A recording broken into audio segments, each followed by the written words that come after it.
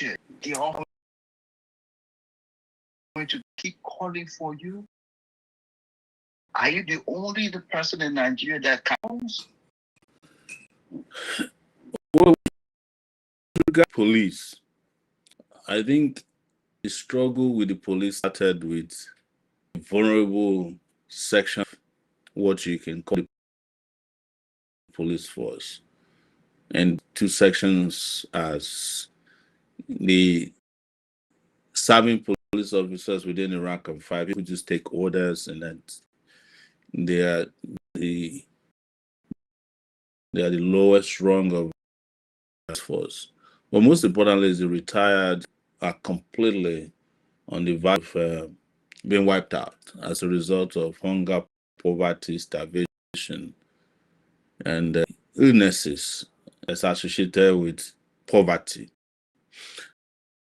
So I don't think there's anybody I need to explain to that don't like the police. And we have documented history of relation between me and the police and the people. But what we must also understand are also citizens of your country. They are also as oppressed as you are. And who has understood and studied revolutions very well, I'm talking about where revolutions have happened, you must know that it hastens the revolution when you also have on your side some who start to believe in your messaging, they believe in your ideals and ideology. That is one of the reasons why I went on the side of supporting. The police themselves had set up this whole struggle. They're the ones who chose the date and have been mobilizing on social media before I came in. So you have a police force in a country that's desirable of physical security, that's underpaid, underappreciated, corrupt, broken, without trying to fix it. You want to fix everything else. And then discover that everything you're standing without a foundation. And that is the reason why I went on the side of the police. And before I started fighting for the police, which you guys know was as far back as 2024, I had made it very clear that my goal, better pay, better equipping, training, general better conditions of service of the police, or preclude the police from coming under our criticism or our whip whenever they step their bounds. And we keep doing that. We're just juggling two things at the same time, fighting them when they go wrong and fighting for them so that we can have a police force that can be called the police force, because that transition with the police force never happened from they're said to enforce colonialism. We haven't had a transition from that to a people-oriented police, Nigeria police. And one of the things I would like to see removed from the world is Senate, so that I understand that the department security to whom and for which the people is the first priority. So those definitions are important. It was a difficult decision I have to. At the moment we took that decision, it was a progressive decision. We already results, even though embarrassingly, when I had to fight for them, they still took our time to show up in up in one of the most discreet ways, which was stealing eyeglasses and ensuring that I didn't get it back even till now.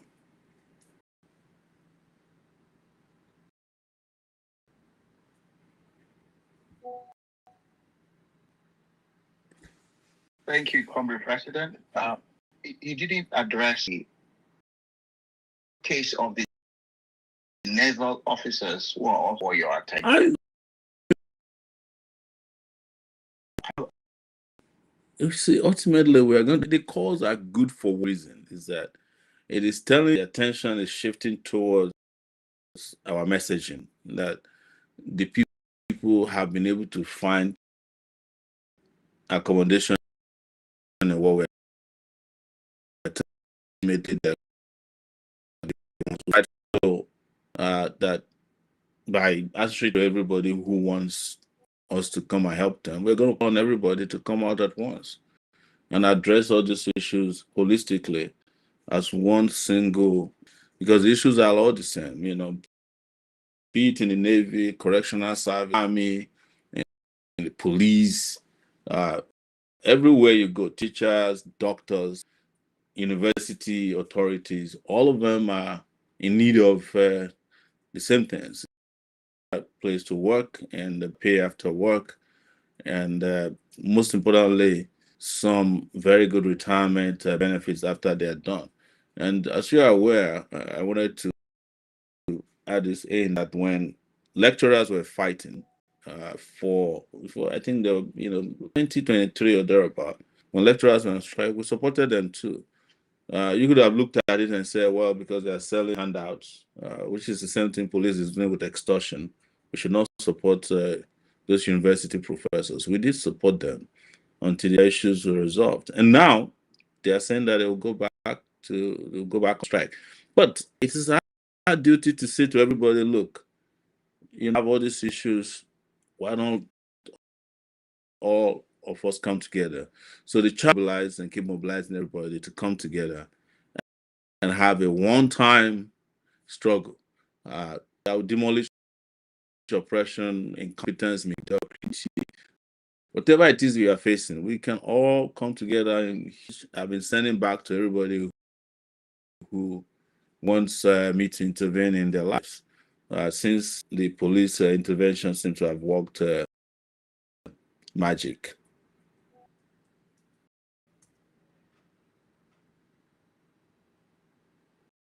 Thank you for the wonderful answer, my co-host and host.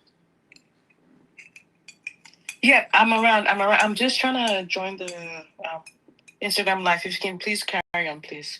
My sincere apologies. All right, thank you so much for that. Yeah, having said all of this, from the police protest, so far so good. This is him, and despite the fact that you have already clarified beyond a reasonable doubt to any reasonable Nigerian, your motivation and your position on in standing with the strapped society that has been melted with injustice and all that. The question will now be, say, the Nigerian people, how they want to take action in a very simple matter, in a very simple way, to communicate this idea of mass resistance, this grand idea of mass resistance to them in ways that say they will understand. Because when you ask an average Nigerian, they go talk, say they don't understand, they don't understand, they don't understand. Or they will say, this thing will cause bloodshed, or that thing will cause. So there are legitimate concerns that Nigerians are expressing when it comes to mass that would lead to total, as responsible, for states, for the welfare issues, for all of the bad in our society. I don't know whether you have a thing or two to say with regards to that. It's everybody's job, and most importantly, it is the job of those who are oppressed to fight against oppression first and foremost. But our duty is to educate, to conscientize, and mobilize people to the barricades, and that is appointed duty. Nobody appointed me to go and be fighting for everybody. We have already stated to the society that we are the conscience of our society. So we'll never be part of the evil empire that is rocking the country, that's bringing hardship, weaponizing poverty, that is raping our resources, killing our brothers and sisters, and deliberately leaving our country in multidimensional poverty. We are the ones who said we want to do that. Who come behind us and they say to us, look, we want to let you know our problem and tell us what we could do. It's our duty to also lead, to be front and back of that struggle. I'll give you an example of what happened at headquarters. When we started out, the only of us went to the headquarters. The retirees were in front of the National Assembly, and the police commissioner in Lagos, Abuja, had already reached out to them. He went there, spoke to them, and said, "Look, if you follow Showore, we'll arrest Showore. Don't go near him." And the problem is that they've been going to the gate of the National Assembly forever. In fact, they've been almost 10 years. Every year, it's a ritual. So, police headquarters first had a small rally confrontation with the police there, and then walked all the way to the National Assembly, and then convinced them gradually. It was a difficult part of the struggle on that day. These retired officers go to where the problem is located, HQ, the first headquarters in Abuja. First, half of them joined us, and then eventually most of them joined us. Let me tell you, by the time we arrived at the headquarters of the police force, Louis Edet's house, it is called, in Abuja, we were the ones restraining the retired officers from bomb rushing the gates of. I had to hold hands with them. They wanted to break into the force headquarters because we had done the job of mobilizing them to the barricades and then wanted to take over. So that is hard to do. But we also cannot mobilize people, conscientize them, educate them. The education of the oppressed cannot be perpetual. It cannot be something you keep doing forever. There has to be a date where other steps are introduced into the calendar of our struggle for liberation. The conscientization cannot be perfect. The whole idea that we want a revolution cannot happen except we put boots on the ground. And this is how best I think we can keep doing it. But what is also most important is that, you see, the amount of conscientization we can do in sending out leaflets, doing social media, is great. But sometimes the action is more people than all of the work that you could do in a month before a struggle. And that's what I could say about even the police. It didn't become the police struggle anymore. It became a struggle for Nigerians who have been looking for an outlet to fight power. And power was fought. They fought power in a way that nobody has ever done in a long time. In fact, in the history of the struggle against the Nigerian police, or the struggle for workers, now I refer to, there was never a time that workers ever went to the gate, Nigeria police force, to have a showdown with that's why we describe this as historic.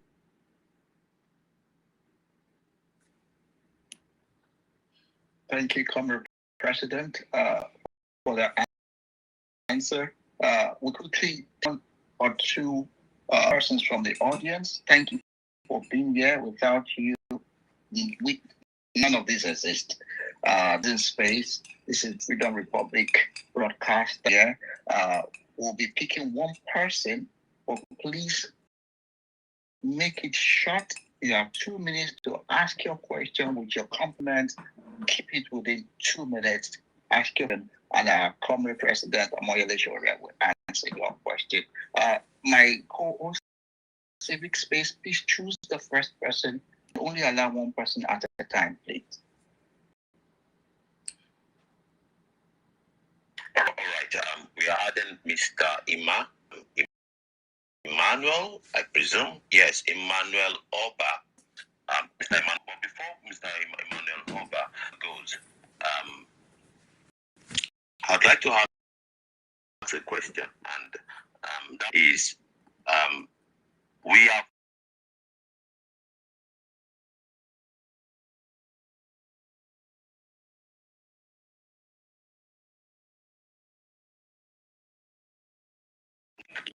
history, like in the last few months, we've been having politicians coming out and say it very that nothing will happen. Nigerians are too docile.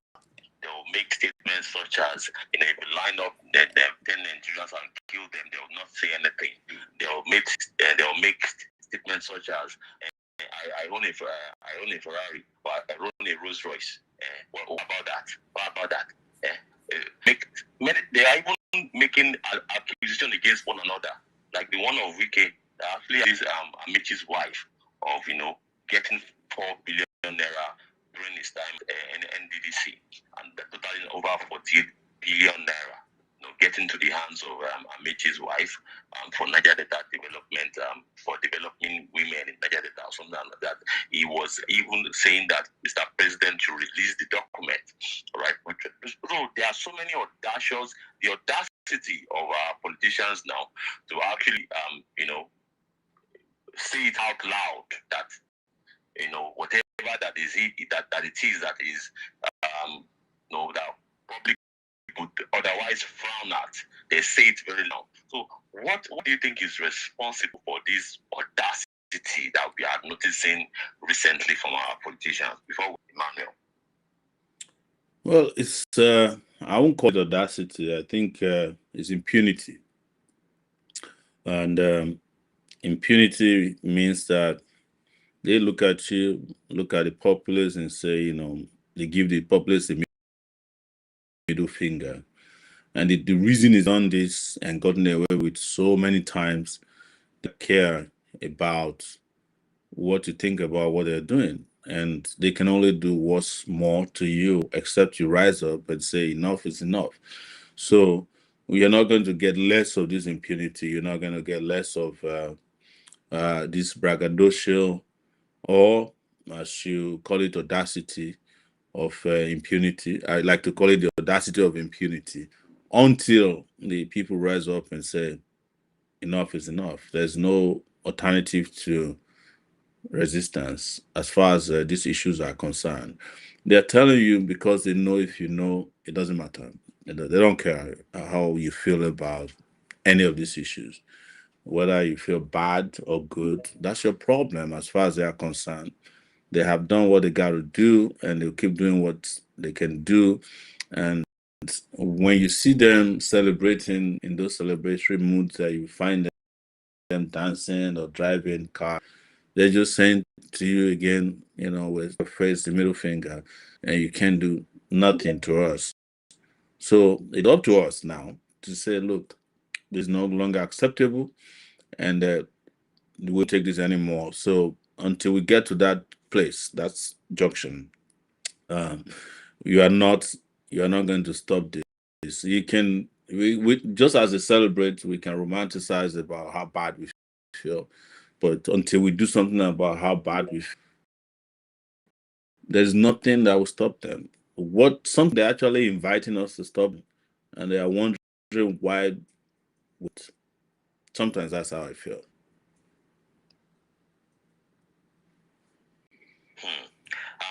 Ladies and gentlemen, thank you so much. Our guest, Mr. Moile Shore. Ladies and gentlemen, this time to actually ask for the mic. Please request for the mic.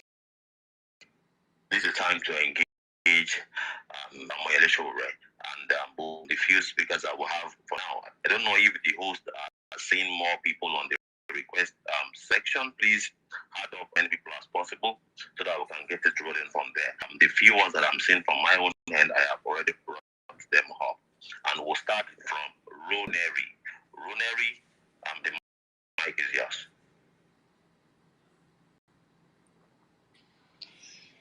Thank you very much. Thank you, the host. My president, I greet you. Good evening. Thank you very much for all you do. God in His infinite mercy will continue to protect you and guide your going out and coming in Jesus' name. I'm not going to lie. There's this thing you always tell to people that people who are your followers. Like, if you are worried about my safety. I think you are following. I think you are following the wrong person. And I've always trying my best to hold on to that. That is how much of love I have for you and my entire family, including my child. Every single time you are very hopeful. One day we will get to see you as the president. Have you as president of this country, because we are tired. I've been tired for the longest. So we are praying for you. So that's just what I want to say. God will continue to bless you. And thank you for the wonderful opportunity. To finally speak to you today. I've met you before, sometimes in 2019, when I drove all the way from Osun State to join you when you were having a town hall meeting in Akwara State. And I think we went down to Ife at the same time. So thank you for all you do. God did a wonderful job. Thank you very much, guys. Thank you so much. Please kindly drop immediately after asking your engagement with Mr. Sir, do you want to react to that, sir? My reaction is that centered on the religious side, so let him keep pushing the prayers in that direction. But also to remind people that you can have it both ways. You cannot want to be safe or utterly too careful, and then you are doing the kind of work we do. It doesn't. This job doesn't come with that kind of package. So, but it's that the best way to save is numbers. Is for us to keep increasing our numbers of persons who feel the same way we feel, who act the same way we act, and who are convinced the way we are convinced about how to liberate our country. The more that numbers, the safer we become, all of us, whether you are offline or online. That's what people all the time. But it's about me. Don't worry about me. Thank you so much. Thank you so much, sir. Please, let's be mic as quickly as possible. Please, I'm seeing hands up. Let's have Florence, please. Let's have Florence. Thank you very much, host and co-host, and thank you to Mr. being here this evening. My question is, number one, we're really going to talk about INEC. There's so much misconception out there with regards to reforming INEC. I know your position already, and I also think that reforming INEC, but I really want you to clarify that INEC issue, because we know that they are not on our side to 2027 election, and what we are supposed to do about it, or what is really our own stand towards the 2027 election. But two is, how are we going to know when the working class have come together and say, okay, yes, this is the way forward, knowing that what the message we are preaching is the people's power. Our Nigerians, I've heard that some, like the protest. What about the other working class? How would you know that Nigerians, the working class, are really ready to take the mantle and to forge further? Thank you. Thank you. Your first question is about INEC reforms, and I'm glad you say you know my position. Anybody who has listened to my position on INEC long will understand what I've been saying about INEC. And one of them came to pass when the APC appointed a brand new chairman who was an INEC state commissioner. So you know the implication. A lot of people did not really get the implication of the new APC chairman being a former INEC commissioner. The implication is that they're telling you that we have just appointed as the chairman of our party a person who understands the inner working of INEC. And the inner working of INEC, somebody who knows all the commissioners, who have their phone numbers, who have a way of influencing them, either directly or indirectly. That is what APC just. I've been the one telling you all the time that majority of the national commissioners and state INEC recs are APC appointees. And truth is that the solution to INEC's problem is what most people don't want to hear. It's for you to prepare for the worst in the election and then hope for the best. And the moment you have that cleared out, then it will become easier for you to really understand the work that you need to do, prepare for it. But just separating INEC as an organization and fighting against INEC or fight INEC reform would not by itself solve the election problem. Because even if you take INEC out of the way, you still have the judiciary, this judge who we call black, white, and who will make someone who won election declared the person who lost and make the person who didn't even participate the person who won. You should understand that it's holistically a problem that cannot be addressed in a kinky way, which is to say, oh, we need INEC reform. It sounds great that we want to reform INEC, but you also have to reform the security agencies who are holistically and wholly involved in election rigging in Nigeria. In that pecking order is number one, followed by the DSS, the police, all these guys, and the judiciary. It is a whole gamut of groups, agencies, and individuals that are working together to deprive you of electoral dignity. And anybody, I have said it again, anybody who's going to the 2027 election with the hope that somehow a magic will happen that will provide and produce free and fair election, it's not ready. It's not ready. That is the truth. But you must approach the 2027 election with determination that has never been seen before. And that is why we've always said in our movement that when we ask for a revolution, it will come by two ways. It will come before election or during elections. And it's up to the people who are up against to choose which one comes first. That's why we have never did that when it comes to our revolution, because we understand very well, and this, we're not just making this up. We understand very well that elections, as we expect them, are not going to happen. And the people who are in control and command of Nigeria today don't believe in free and fair elections. Our party, for your information, participated in just a local government election in Lagos, maybe 2 weeks ago. And you saw what happened. The people who did that government election in Lagos are the people who are going to run the election at the federal level. When you say that, you might say, oh, no, but they are different. No, that is, when they're just testing the waters. So they will use money. They will not allow you to campaign, because election is not just election day activity. It's not about transmitting results alone.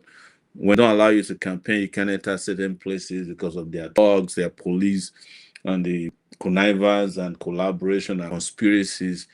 If all these things are not cleared, nobody can have free and fair election. It's not possible. But going to this election, you have to be prepared before the election.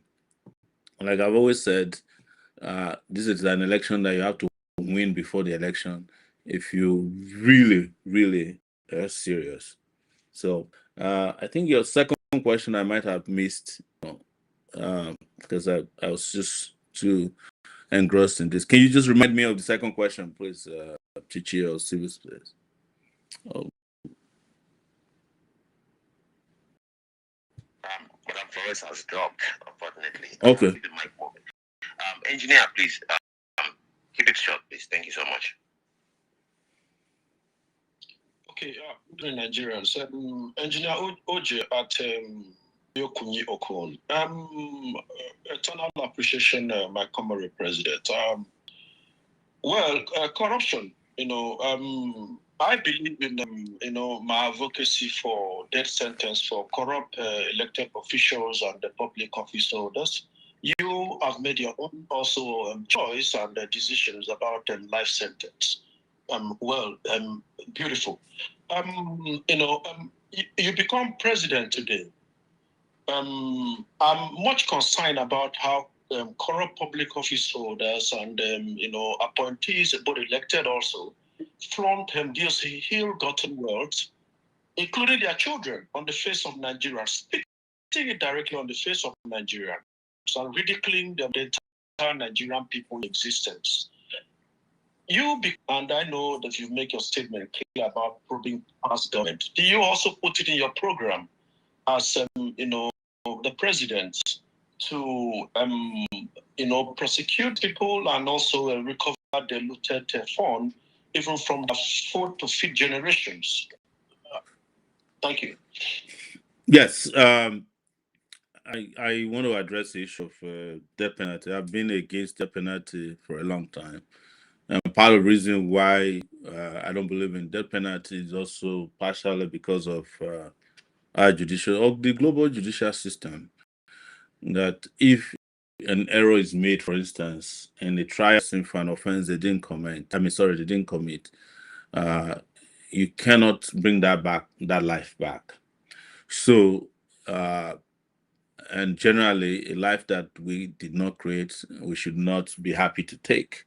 That's it. And I also believe that some of the people who are now, stealing, when they get that punishment and they are stripped of the wealth or the ill-gotten wealth that they have robbed from the people, we can use those wealth to not only rehabilitate society, but to also allow them to see why they're still alive. That this is the wrong they did society. But when you kill them, they don't get to see that. So there's a whole lot of explanation for why I'm opposed to death penalty. But this conversation is not about death penalty today. It's about, for me, recovery of resources that has been stolen to any generation.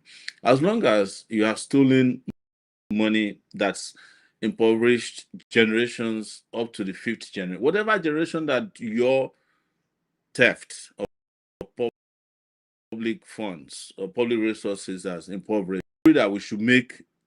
And there's nothing wrong with that. There's nobody that I've met who is opposed to that. That if you do not deserve a mansion that you own, we can convert it to a university. Yeah. And already, some of these are being done now. Laws in Nigeria allowing for seizure of properties and resources that are known to be tainted with corruption.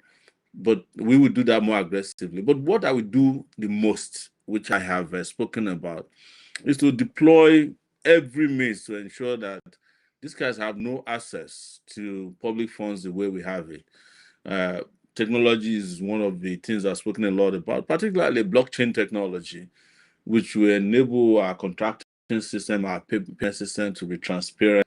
I do not see any reason why the NNPC accounts or sale of oil, crude oil, or whatever we're selling, the account is not available to Nigerian people on even an hourly basis, so that the has given the corrupt elements in Nigeria the most amount of shield is the opaqueness that has been tolerated in the way we conduct business.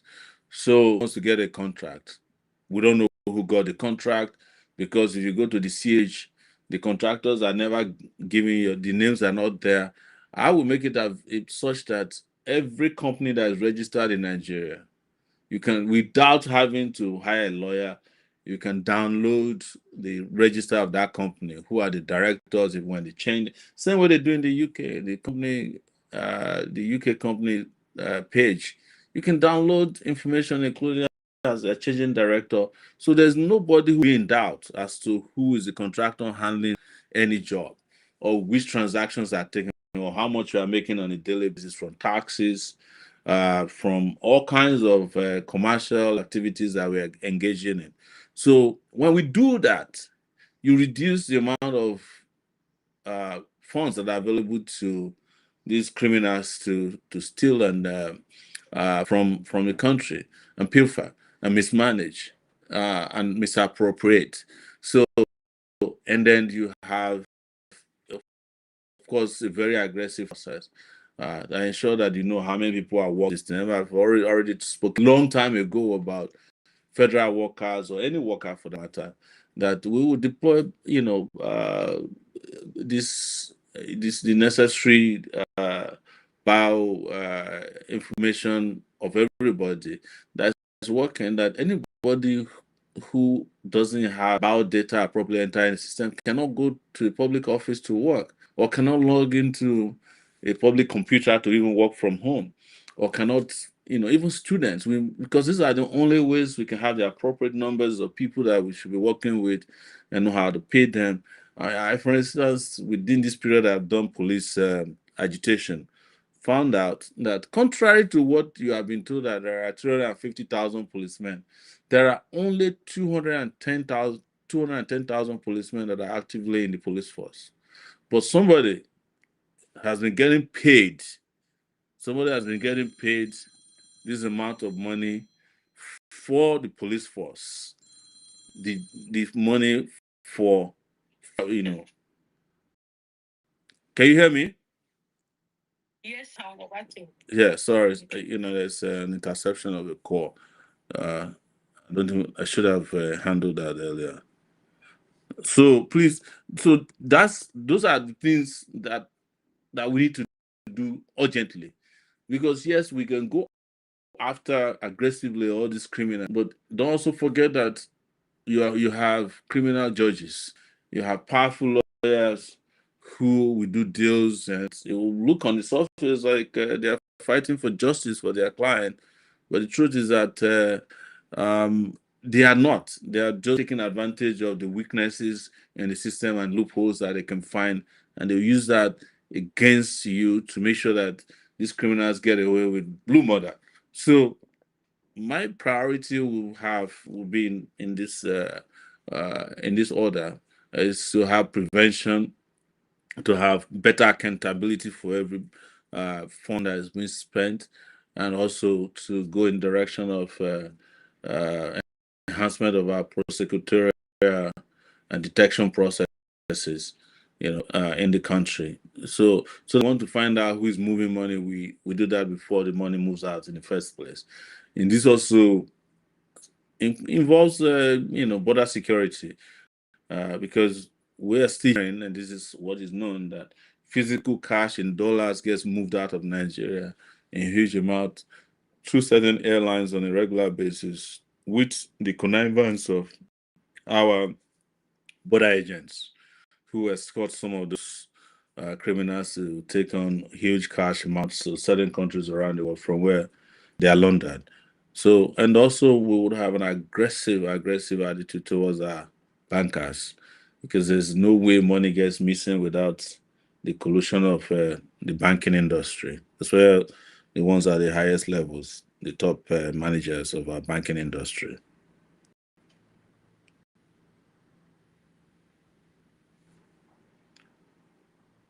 Can you hear me? Yes. Okay. Are you done? Yes. I don't want to have. Okay. Thank you. All right. I would just like to repeat Florence's last question. Yes. So she said, "How do you arrive?" Excuse me, guys. Sorry. How do you arrive at the point where the working class will finally unite? I guess it's not something that can be it's not based on extrapolation or prophecy. It's going to be something that we keep working upon until, because we must also understand that part of the problem with the banking, with the working class, is also the unions. So the labor unions leadership, labor union leadership are also bed with the oppressors. That's why, for instance, you can hardly get the NLC to protest over anything in a credible manner. Yes, they can start a protest, but before you start, every Nigerian knows how it's going to end. So it's to keep just sending the messages and education of persons. I'm glad that the movement, that's Take It Back movement at RT, consistently train new recruits and those of us within the movement already about new trends, about ideological lessons that I learned from other places, and for those who are new, to let them understand where we stand on issues and matters affecting our country. So the working class and the non-working class is who are more interested in uniting. Because when we talk about working class in Nigeria as well, it's a negligible part of the population. I wish that we can have the working class, but I'm more interested in those who have no work. I think it will be easier to mobilize those ones than those who have work, who feel like likely unconcerned because they still have some investment. Instead, we invest a little bit in them to make them feel a little comfortable and aloof. So me, I'm more interested in a non-working class, because if we can get them on our side, we are good to go.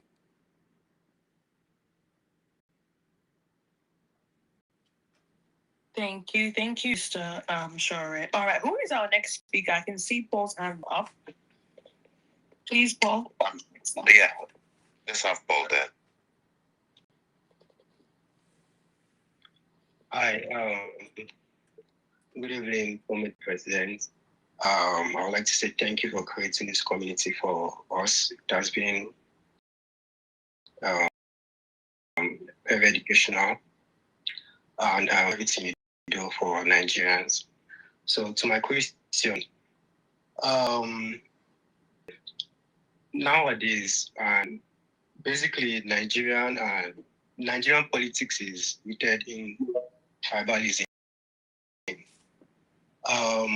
Basically, we really seem to get out of that tribal that we're talking about, right? So how do you want to know how you navigate around this, and what we can also do, to create this sanity back, because it feels like there's this insanity based on your tribe in Nigeria and how it affects politics in every sector. So how do you navigate this? That's my first question. And my second question is your views on regionalism, particularly the Niger Delta.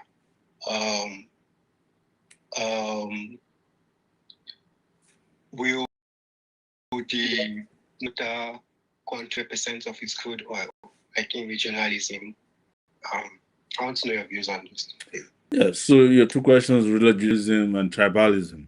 And I've always said this, and I will keep repeating that tribalism is a weapon used by the political class or the leadership, even before then, the colonial masters, to divide and control and conquer our people. So the moment you hear people saying, "No, I'm of a tribe," and you understand that they have you under a vice grip, because when you peel through tribalism a little bit, you will still find terrible hunger, starvation. Most tribal individuals in Nigeria, in terms of allegiance and loyalty, are people who are likely the poorest people, because at the top, where your resources are shared amongst these criminal political gangs, they don't speak of tribalism as such. It is when it's time for you to rise up that they remind you, or when they don't get their personal due selfishly, that they remind you the tribe you come from. But when you need roads and they sit on the table, they don't assign roads to you based on your tribe. But for instance, the biggest project in Nigeria today, and profit, I would say, is not even handled by a Nigerian. the guy handling Lagos Calabar Express Coastal Highway is a Lebanese. But the people who are defending it the most are the Yorubas, because the Yorubas have been made to believe that this is the turn of their tribe, Emilokan. But if you look at where there's poverty the most these days, the people who are suffering, there is no doubt that Yorubas are suffering as much as other tribes. But when this is going to be presented in terms of control and conquer and division, the Yoruba are made to look different to you. And that was what led me to speak about what they're doing to Charlie Boy's bus stop today. That's one of the things you see about tribalism. They will drag you into a situation where you start feeling like, oh, they're defending my interest. And you start to support what is wrong because they have been able to get into your mental space and mess it up that you are a better person because you are Yoruba. That was the same thing that some people did in the north with Buhari. But I think Northerners before the death of Buhari had realized that he came to scam them. And I would hope that more people will realize the same thing with the current regime of Mr. Emilokon, the Yoruba man who is president of Nigeria. These guys don't care about you. They are not the kind of Yorubas that your parents taught you about when you were growing up. The ones that they call Omoluabis. This ones give a damn. And they don't believe in your tribe or your creed. They believe in greed. That is their tribe. And with regards to regionalism, I'm of the opinion that each region should keep 100% of their resources, but I'm also a big believer in shared prosperity as a Pan-Africanist. That whatever your brothers have, we should share. And also, over time, and this has come to pass, we've also advised our people that the nature of resources is shifting. So, if you are in the Niger Delta region and you think that oil is a big deal, everybody needs to talk to you, want to keep 100% of your oil proceeds when they are sold. Also, don't forget that somebody tomorrow, the person with the most amount of sunshine might be the biggest controller of resources. I would imagine that somebody may also wake up one day and realize that Kanji Dam has been supplying Nigeria with hydroelectricity for a long time, and we never consider that as resource, but it is. So there's nothing special about the resources we have now, to the extent that we should lose our minds and lose our humanity. So, but I believe in each region holding on to their resources and using it to develop the regions. But I also believe in shared prosperity, that the central government, as we accept it now, should get a good amount of proceeds to manage where there might be shortfall in resources that should go to people. But it also speaks to complete control of access across board. For instance, the Niger Delta oil is sold in the international market without question. But the people who are selling gold in Zamfara don't even let us know what is going out of the place. We just hear stories about, yes, they have gone to pick gold in Zamfara. We see plane tracks or flights from Abuja that somehow dovetail into some airfields in that region, and they sell this gold. In some places, it is bauxite. In some places, now in Nasarawa, lithium. So until we have transparency about what resources we have and where they are located, which is something great leadership and transparent leadership can do.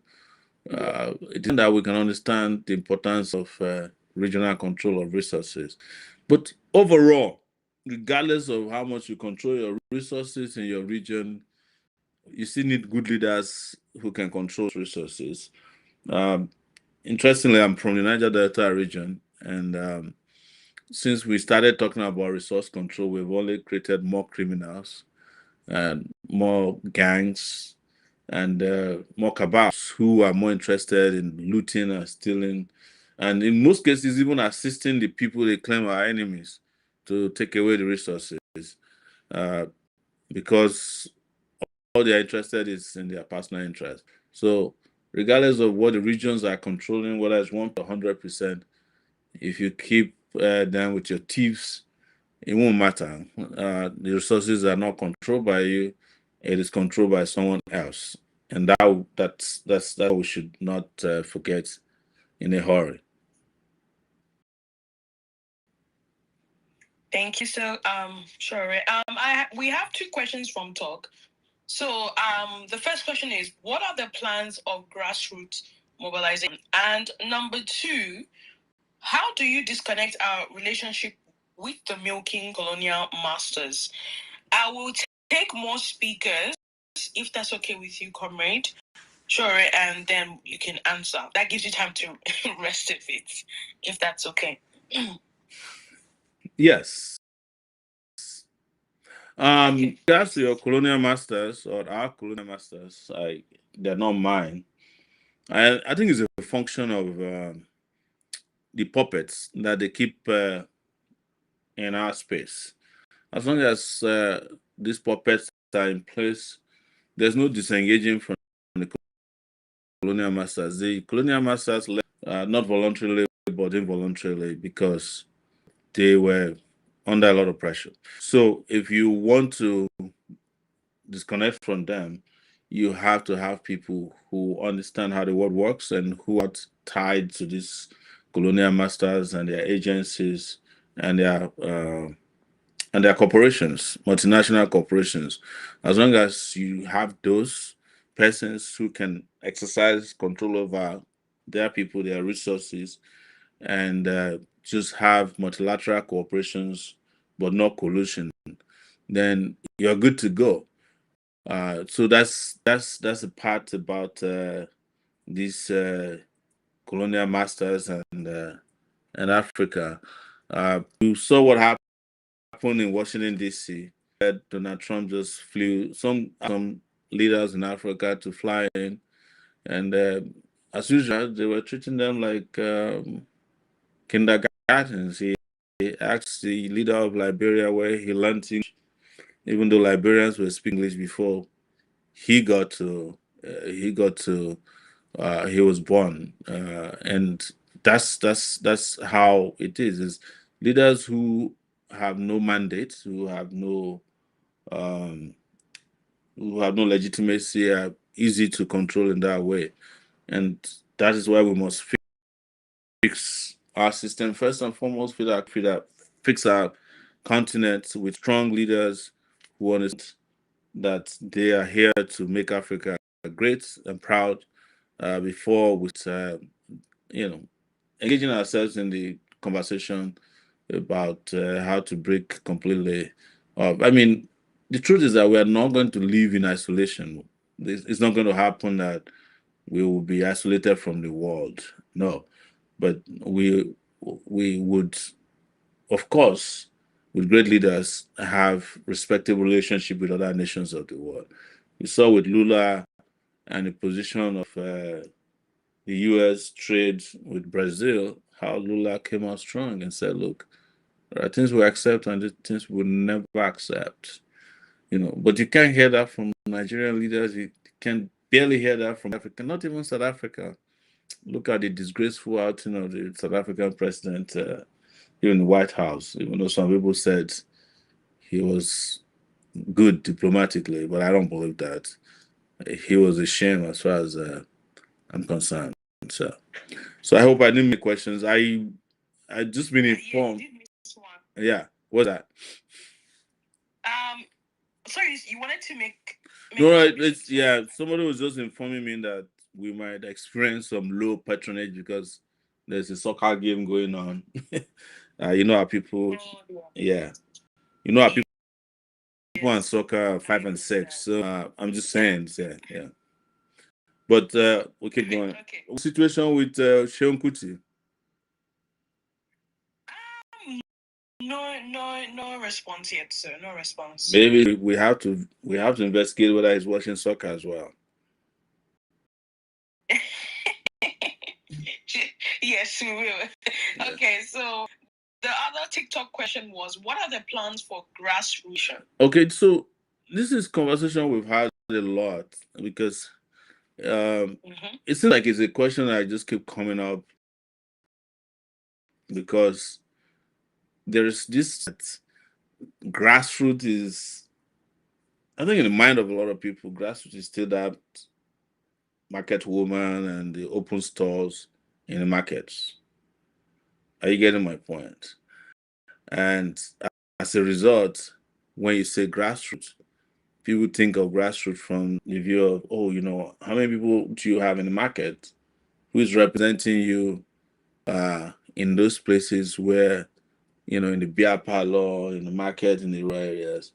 And my answer is that whereas those are great places to mobilize, I also believe, and I'm convinced about that grassroots is also moved in different areas, and the number of people who are stuck in market stalls have reduced immensely due to technology.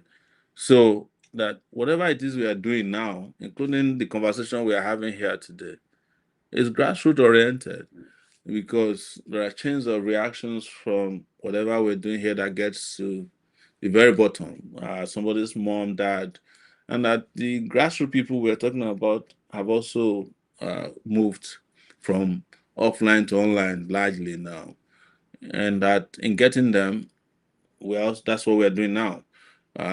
But that doesn't mean that we should completely abandon reaching out to areas where there might be low internet penetration, or people may still uh, be available in a way that word of mouth is the best way to mobilize them.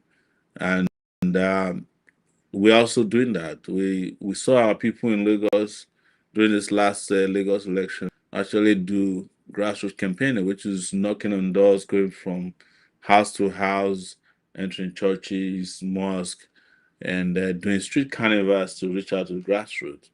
But again, the feedback from that is that so many of the people they were talking to had already also heard about us online. So it's I think it's a mixture of both sides of the methodology that we must keep pushing on offline and keep pushing online because the grassroots is present on both sides now.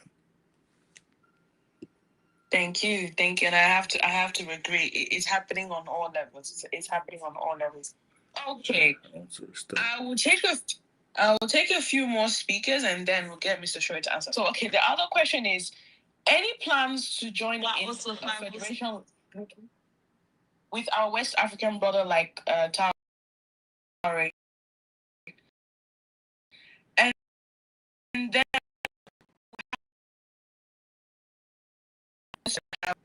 Daniel, please, the floor is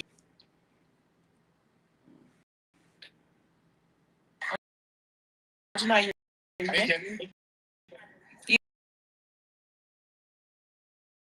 Question, very sharp question that I only 1 minute to do. But let me say to Saturday. First, do you think your message is actually very crafted with the aim of understanding the sociological and historical of the Nigerian people?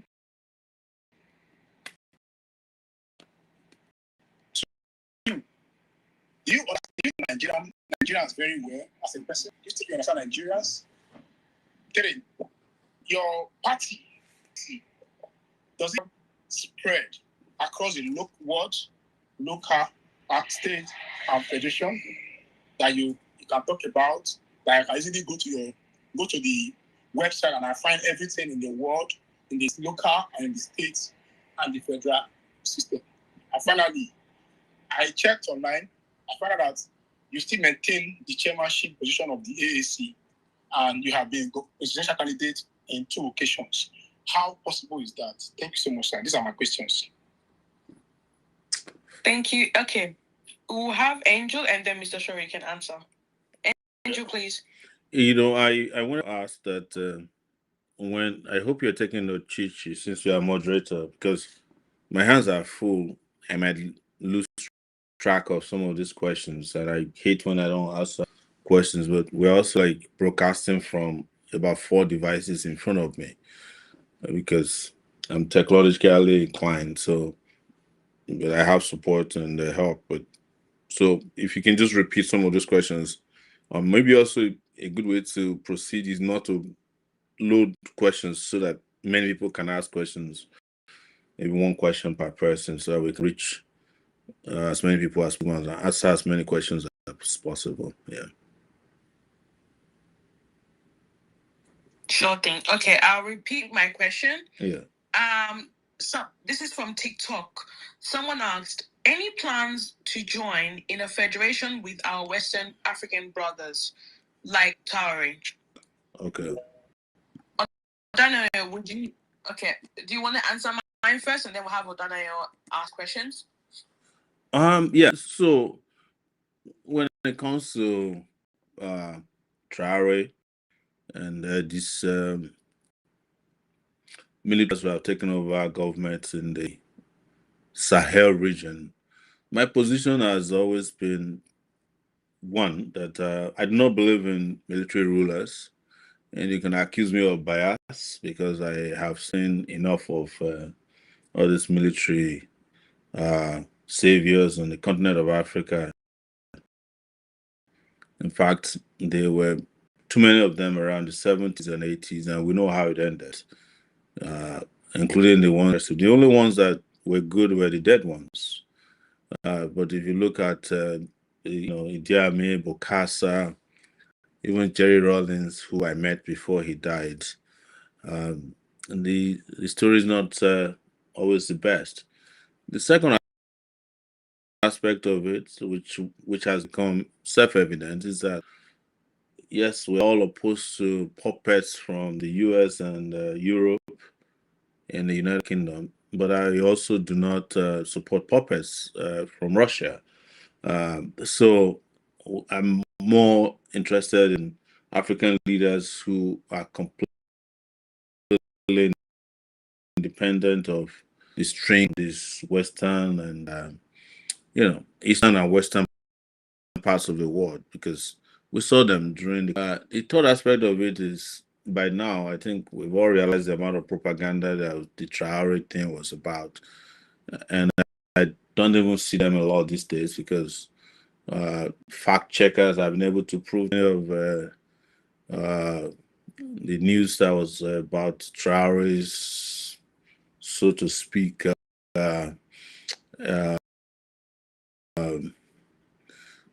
broken by what turned out to be some massive propaganda of untruths. So it was the same thing I said about the president of where Russian about Senegalese president. The young president said, "Well, why don't you wait until a few years before you start canonizing guys?" So I'm going to remain cautious, but I want to make it clear that I do not believe in the rulers because they always come on a messianic messaging and they always end up as disasters as far as this African continent is concerned. And I experienced quite a few military generals in Nigeria. I don't want to live through that era again in my lifetime. So that is as far as Traore is concerned.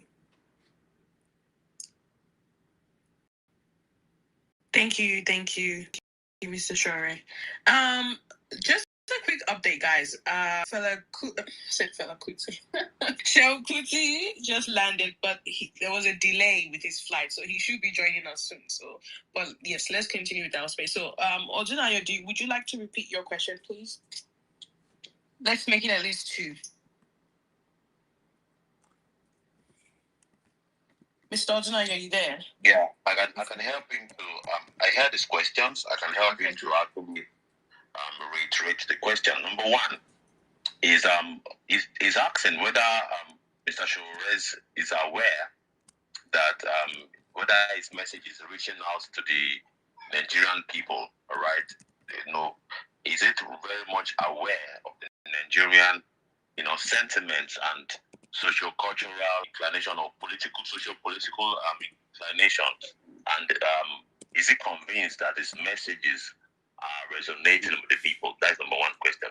Number two revolves around the chairmanship. Being a chairman, he has contested 2 times under the party, and he is still the national chairman of the party.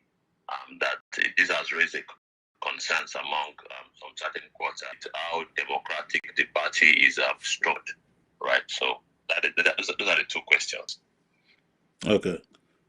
So yes, now I get the questions better. He was talking sociological composition of Nigeria, if I understood it very well, and if our messages tally with this understanding, considering how Nigeria is described as a complex space, and the truth is that our messages with the Nigerian people. When I say the Nigerian people, majority of Nigerians believe in what we believe. They believe in better life. They believe in education for their children. They believe in having hospitals that work. They believe in shop. They believe in having security. They believe in having food available in surplus for their own people. And we are the only ones who have been speaking to this. But we are also up against, 2 major hurdles. One is that we are up against the people who have stolen so much that they can get their messages out there even when they have no message, which is very interesting. That people who are listening to the most are the people who say nothing. It is the paradox of being a Nigerian. And there is also the fact that we, as we discussed earlier, a lot of people have been confused based on ethnicity, based on religion. But I cannot, this to brag, I cannot imagine anyone in our shoes with all the disadvantages that anybody can face, how small and compact we are, that can boast of our type of reach and influence and impact. So it's a function of having great impact, having great reach, not having stolen money to do what politicians do, and to keep just climbing against these obstacles, over these obstacles, time and time over again, and still, remaining very powerfully relevant within the system.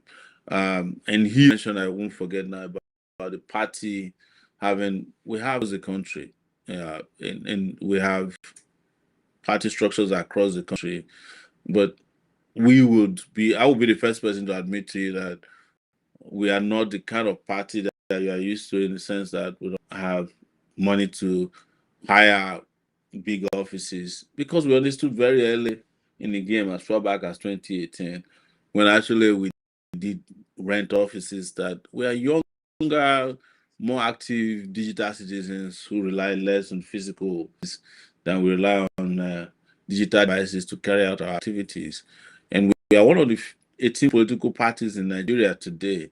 And like I've always said here, when we have this conversation, if we ask you to tell 5 political parties in Nigeria, not because you know AC, even if you were asked just randomly in a quiz to tell 5 political parties, you are likely to mention AC, and you may not know the rest. So you probably have heard about AAC, LP, now ADC, PDP, and APC. And if they ask what I was, they mention AAC, or they use me as the alter ego for AAC, Shore's people or party. So that's there. But makes parties tick is a number of factors. Is the commitment of these ideological individuals and netizens and digital citizens that we've been working with, who've been doing a fantastic job ensuring that the messaging keeps going as far as to the end of the country and the end of the world through the diaspora. We've done beautifully well considering the resources available to us in the last since the party was um, founded in 2018. And let me tell you that in 2018, when we were running 2019 elections, there were 80 political parties in Nigeria. 80.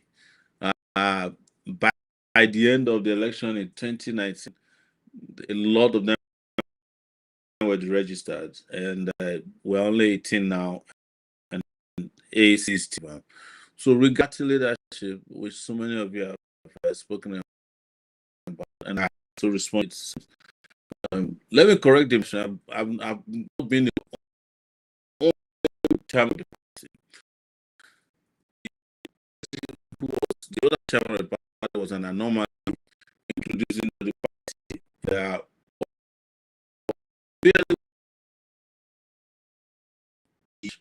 In August of 2018, and I think election happened a few months later. By August of 2020, the party was hijacked completely from us. When I say hijacked, they went to a wary. Of course, they had hijacked the party as far back as February or March, immediately after action in 2019. They got who is now suspended, Justice Equal, to say that all of us in the party leadership are no longer there. They gave it to a guy named Leonard through Wike, the current FCT chairman. It's a long story. So the party was taken over from us through these legal maneuverings and corruption until 2022, when we got a judgment from the Court of Appeal in Abuja, because we challenged the takeover of the party. So when it was over, a letter approaching, we reached out to INEC and said, since the party was not with us since 2019 up to 2022, and the judge of the Court of Appeal had taken a decision that those years were were illegal as far as the party leadership was, that we'll wait until another convention is possible, in which we'll be calculating from 2019, deduct the amount of the time that the party was not in our possession, and we'll go to a convention. And INEC tactically agreed with. So we haven't had a convention 18 when we first established. We had a convention in Lagos, and we're planning another change leadership without a convention. We're planning a convention soon, and the party internal democracy is strong, but decisions party leadership is taken by the party members, not me. So, but what happened in this case was that I was the pioneer chairman of the party, having established the party in 2018 alongside our friends, colleagues, and comrades, and no convention has happened because the party was hijacked in 2019 up until 2022. And we participated in election in 2023, barely weeks before the closing of the presidential election nomination. So we just rushed somewhere, had a nomination, and after then, we're still enjoying the grace of the return to the party, and we have now began the process for a convention. So if you're interested, join the party, come participate in the internal democracy of the party. But be guaranteed that AC is a party of the future. I hope this answers the question correctly.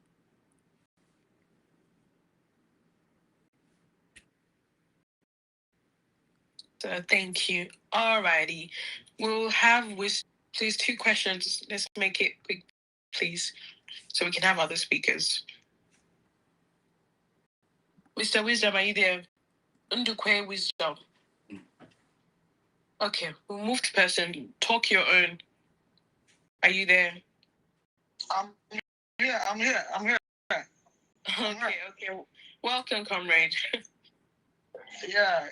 Good evening. I just have a simple question to ask, just a few questions. My question is this: how would you treat a matter of self-determination, assuming you become president of Nigeria and you give us a referendum, United Nations supervised referendum, and happen to emerge successful, like the Igbo people that live in Nigeria, happens to emerge successfully. How would you treat the whole issue if finally we vote, for leaving Nigeria and it's successful? Now the second question is this: if you if finally you get the number of votes, the number of votes you need from Nigerians, and the system wants to rig it again, how are we going to reclaim the mandates from them? That's just the 2 questions I have. Yes, thanks for sticking the 2-question decision with fair. Self-determination I will treat first by asking Nigerians. The first referendum I will ask of Nigerians is to allow us to set up a new constitution. And they did this in South Africa after apartheid. They set up a new constitution. The constituents are still in place. They drafted a new constitution, and the constitution will be made to pass through a referendum. That's the first referendum I would encourage. And in that constitution, the country as composed will decide what goes in the constitution. So if the constitution has a clause, which I will encourage, for a vote for self-determination, and you vote that you want to leave Nigeria, so be it. I know that nobody keep anybody in Nigeria for too long if Nigeria continues to not treat its citizens the way they should be treated. So, but I also know that I happen to be close to a lot of self-nation groups, and majority of them actually prefer to be in Nigeria, but they have given conditions under which they want to be here with us in Nigeria, and that is that Nigeria will be fair, just, and egalitarian society. That if Nigeria continues to treat them as a piece of trash, they don't want to stay here. And I don't know anybody who wants to continue to live in Nigeria that treats people with treat people like Nigeria treats its citizens now. It is the reason why you've heard this from me several times, that is not just a place where people who are asking for self-determination want to live. A lot of people who are in Nigeria have mentally seceded from Nigeria. And it is not only IPOB or the Yoruba Nation or Niger Delta regional agitators. A lot of people have left already, and the ones that cannot leave physically have left this country mentally. So until we restore Nigeria to the path of glory, progress, and prosperity, you are not going to be able to deal with people wanting just by asking soldiers to force them to be one. I know this is very controversial, and that shows because I understand Nigeria very well. A lot of our brothers in the northern parts don't like to hear self-determination. They don't want Nigeria to break.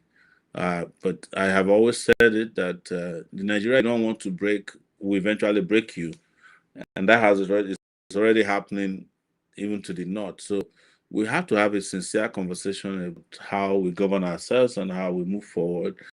And until that happens, nobody can force anybody to be anywhere.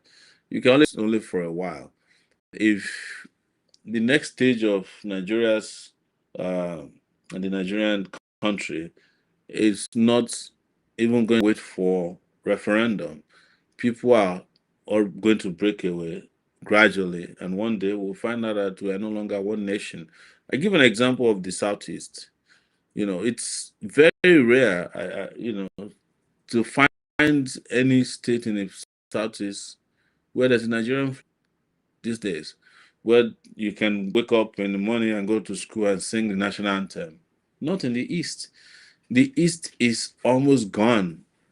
So while we are here still discussing when it will happen, I'm afraid it has happened. It's almost done. And I know nobody wants to hear this, but I know what's going on in the country because I have my ears to the ground, and I also traveled once in Enugu recently. Uh, and Enugu is even not a place that you can use as an example because Enugu is still the part of the East that's probably only left where you can go to. If you go to places like Anambra, to places like Imo, Abia, we all know the stories from those places. So, but the moment justice is restored, will also be restored. Unity will be restored. Love will be restored, and camaraderie will be restored. But this forced unity can't last too long. I can tell you that. So that's my. Then the question about number of votes. If we're to the elections and the mandate is clear, I pity the person who wants the mandate because they will not be able to enjoy the mandate for even 30 minutes. And it's not a threat. It is that we'll give it everything we can. And uh, even people I don't know, I help them to fight for their mandate. So it can't be that I'm going to have a legitimate mandate from Nigerian people and some foolish people will go and change the figures or tell me that I won the election, but they can't declare the results. And we will march on Aso Rock, and in a few minutes, you find somebody living in the country in a helicopter. If he doesn't live in a helicopter, he might live in another device.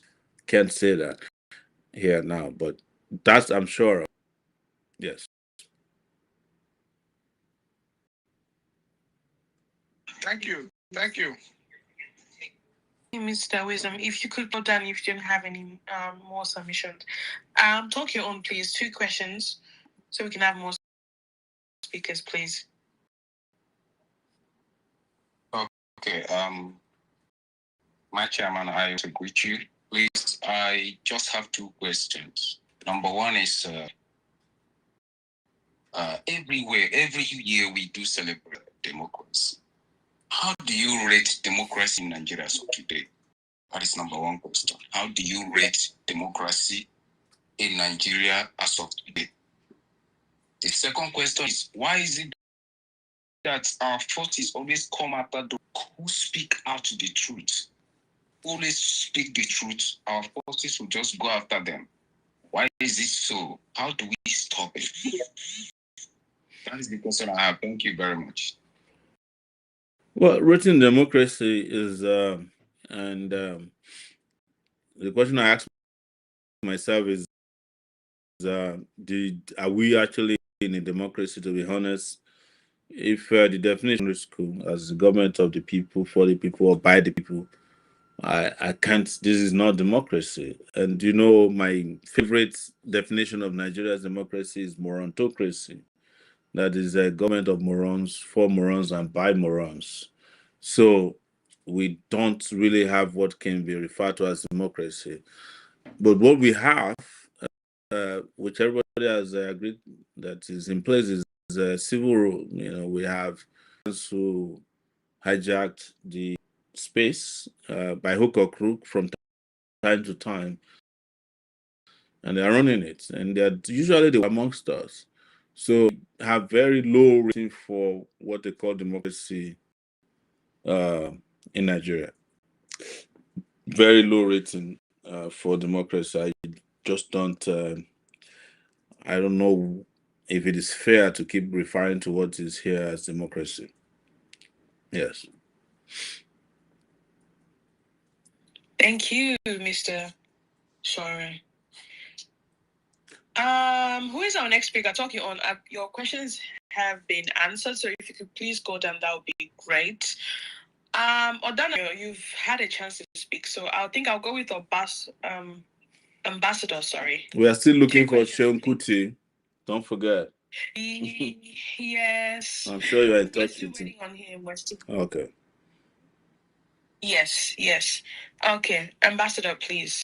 I think OMG came before Ambassador. He has been very patient. Oh, yes. I am so sorry. Okay. OMG, the floor is yours.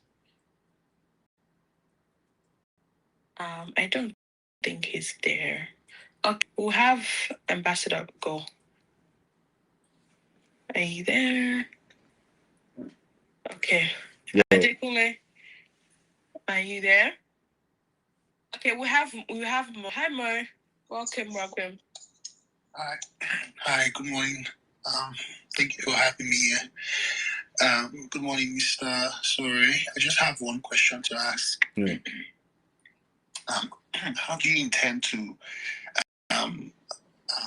corruption? Let me be a little bit more specific.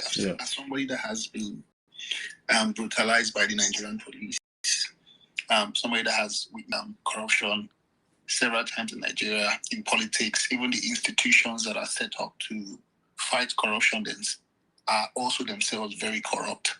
So what's your plan? How do you think you can get people to obey the law and leave zebra crossing? People don't obey zebra crossing. People don't obey traffic lights, traffic signs. These little things. Nigeria just seems like a very low place where anybody does whatever they want and they get away with it. So what's your idea about how you intend to tackle corruption, even if not completely to the extent where people can at least respect it, and the people that are meant to uphold law themselves are also held accountable? Thank you. By the way, Chichi, I want to answer the second question briefly about the last question, because the guy asked about why people who speak the truth are always under attack, and sometimes it's something that we all know that is conventional wisdom, almost historical. It's like something that had existed since mankind existed, that whenever you are saying the truth, you come under attack. So it's nothing new that in a country where people prefer lies to truth, people who speak truth are in danger, because there's just like a reason in the country, and people who benefit from lies would never watch people speak truth thrive. That's conventional wisdom.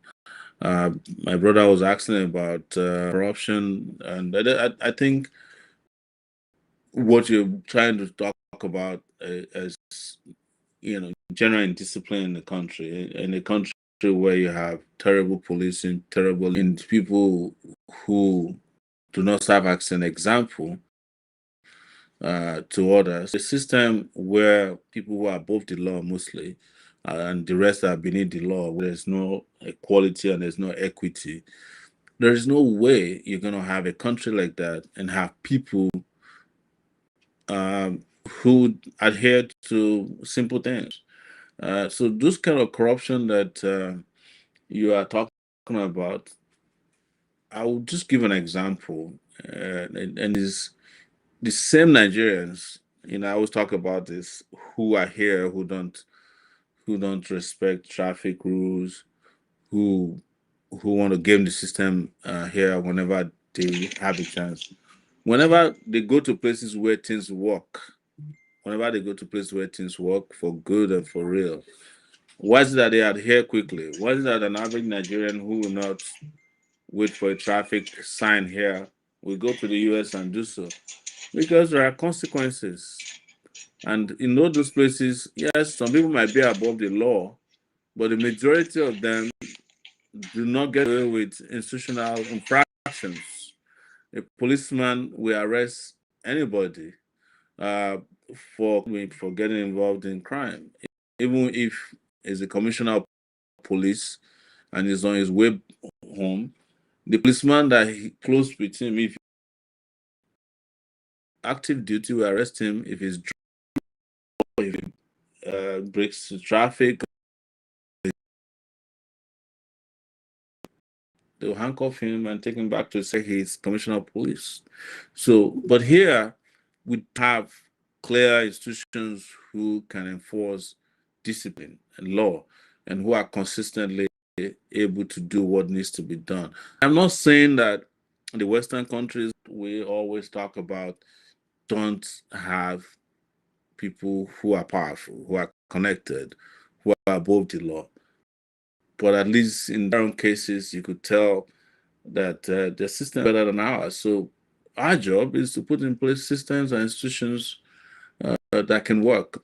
And sometimes people will say, well, we don't need powerful men or strong men. True that we need strong institutions, but you need people of strong character to build workable institutions. Anybody's probably telling you a lie. So that's the way I look at how people get away with things here, and it's unbelievable. And I tell you, if you're in Nigeria, even when you travel abroad and you come back and you adhere to, you queue up, you don't do traffic lights and all that, stay here for a while. It's like an animal kingdom. It's a Jurassic Park. If you're not very conscious, you start getting involved in those things yourself. I I find that to be utterly despicable that you even have to decide or think twice about doing what's right. But that's how Nigeria is set up right now. And until we fix that and change that, nothing will change. It's up to us. Yes, I agree. Mo, do you? Yeah, yeah. No, I think that's quite clear. Thank you very much for your explanation. I think with Nigeria is just because we've seen so many times countless people openly break the law because they know that they will get away with it or because they know they are rich. I feel like in Nigeria where everything is a little bit more fair and nobody's above the law would be a very good environment for us to start with, to grow with. So well, thank you very much. I really get it. Thank you. Good. Thank you. All right. We have Adekunle. I'm so sorry. Ambassador. Okay. So I'm so sorry, Ade. Ambassador, please. 2 questions.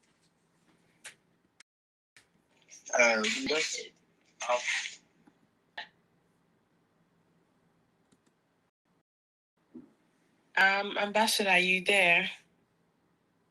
Okay, I don't think. Okay, I think Una just went down. Okay. Tokyo on has spoken, right? If you've spoken, please can you go down to the listener, please, so we can have other speakers up. Okay, Tokyo on has spoken. If you have spoken, please go down. Mo, please, if you can go down as well, if you're done, please. Thank you, guys.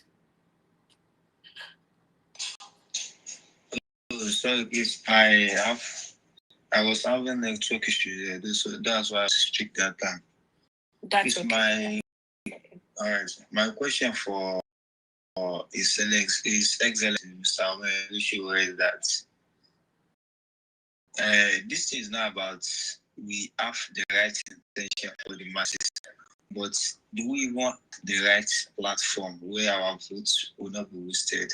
We continue like this and we keep voting, we continue to vote every 4 years, and our votes continue wasting. So my question is that do we even have the right platform where our votes will not be wasted?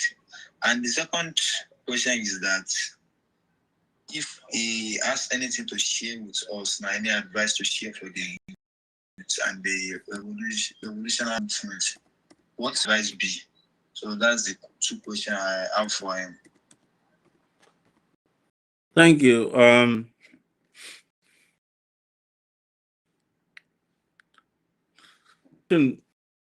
To you and to anyone who has been asking this question is a platform that is popular.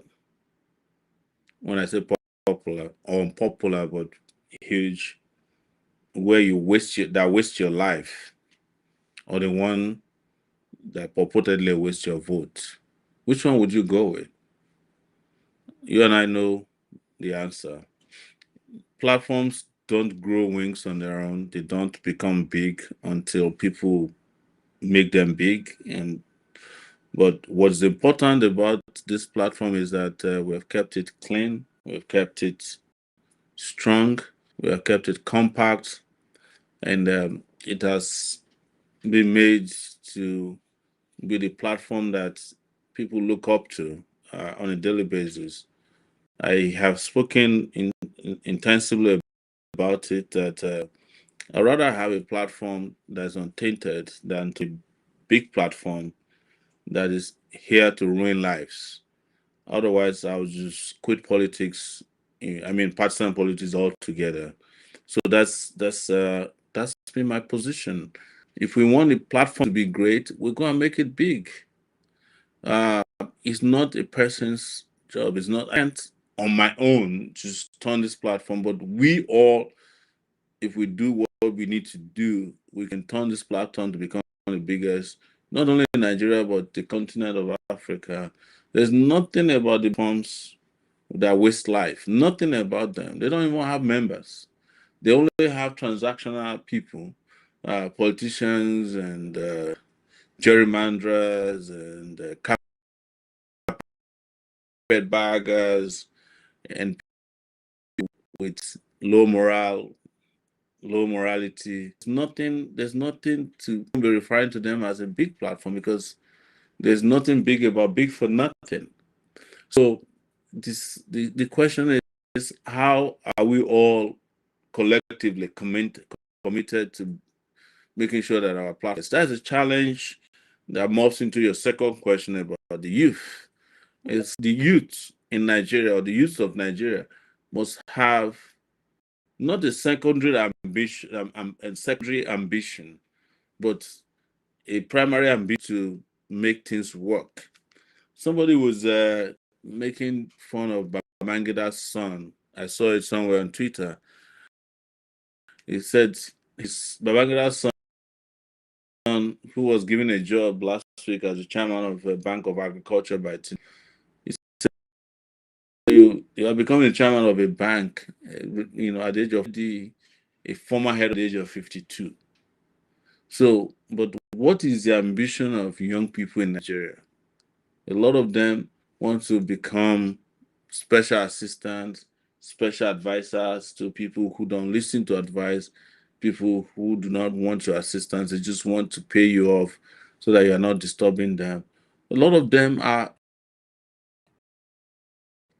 actually on a daily basis empowered or empowering themselves to work their own against their own interests, including going out there to do the unthinkable, writing that we can never be, attacking every proof idea on Twitter. They went into WhatsApp groups and said, we are going to twist this matter that is in interest of Nigerian people upside down. We get people who are fighting for the Nigerian people. And I think part of the reactions you're getting now, a reaction that was prepared in those places. So, unknown to you, you are also falling for what has been designed to make you feel inferior, feel powerless, feel helpless. That is what they have so much pounded you with the idea that, oh, platforms are the biggest, nobody can. But we're here doing so. We keep defeating this. It's just that maybe we need to take ourselves more serious and we need to all bond together. See, I can it just on this platform alone here, that where we're speaking tonight, I have to my left a broadcast that is going to 6,662 people. I have so far on TikTok over 46,000 IK reactions. We have on Twitter here some 59 people listening. But by the time we are done, the number would have grown. So all of us just here tonight, if we are determined, we can reach millions. But that determination is what you have to decide to. Nobody can enforce it, nobody can force you to have it.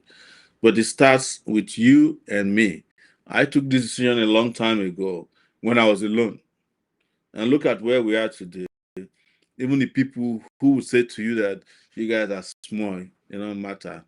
Deep down their minds, they know that we're not small people. We are not people to be taken for granted. That is why they invest more to demystify us.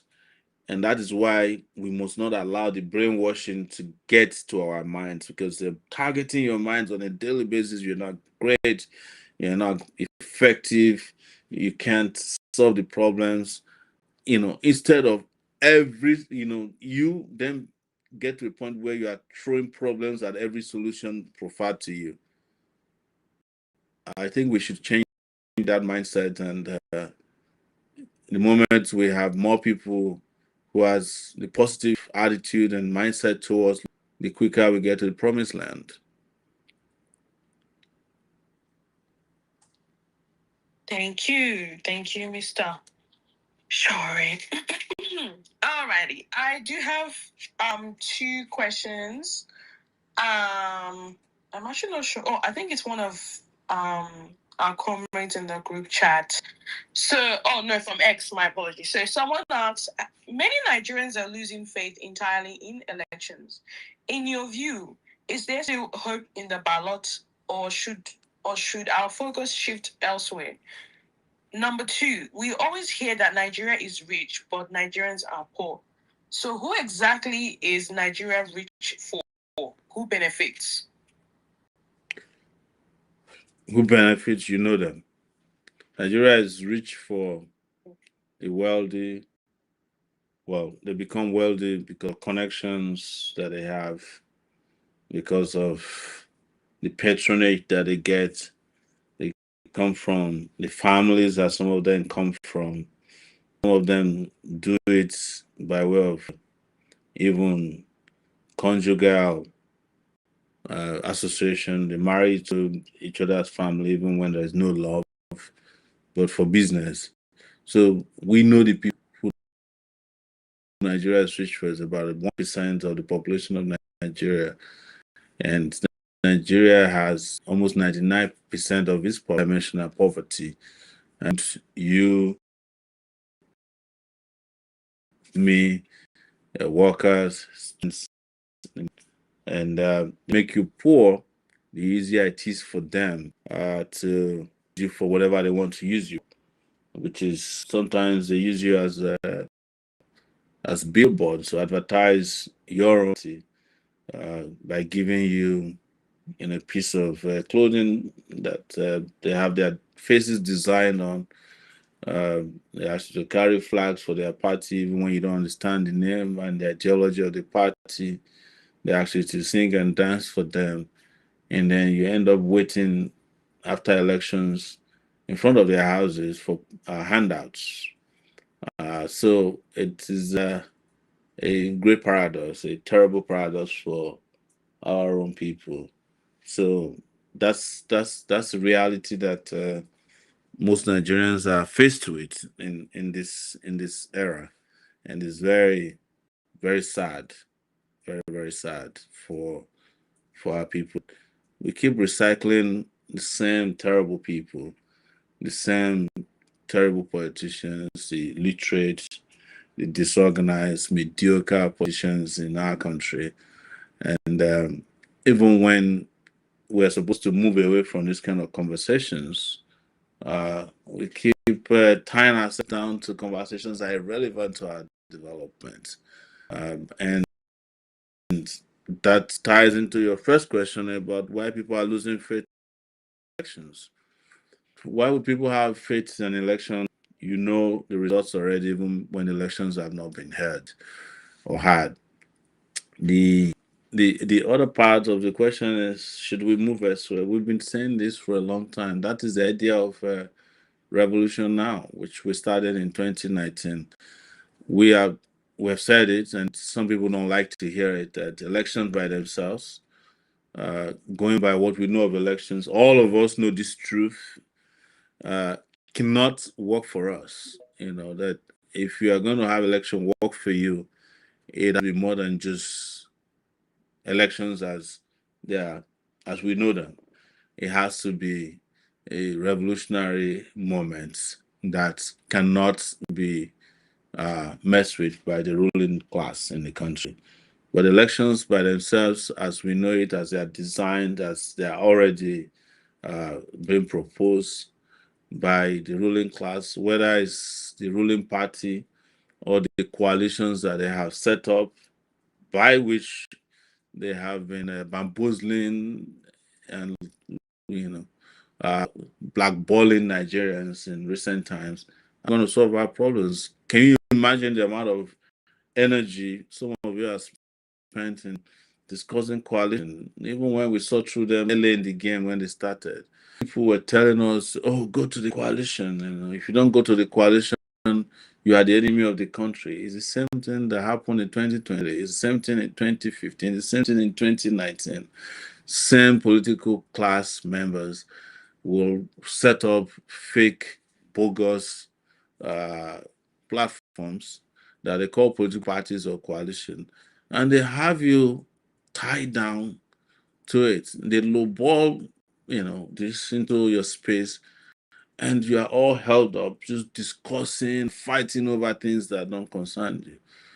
Imagine the people who have been loudest about coalition, 3 months ago, a month ago.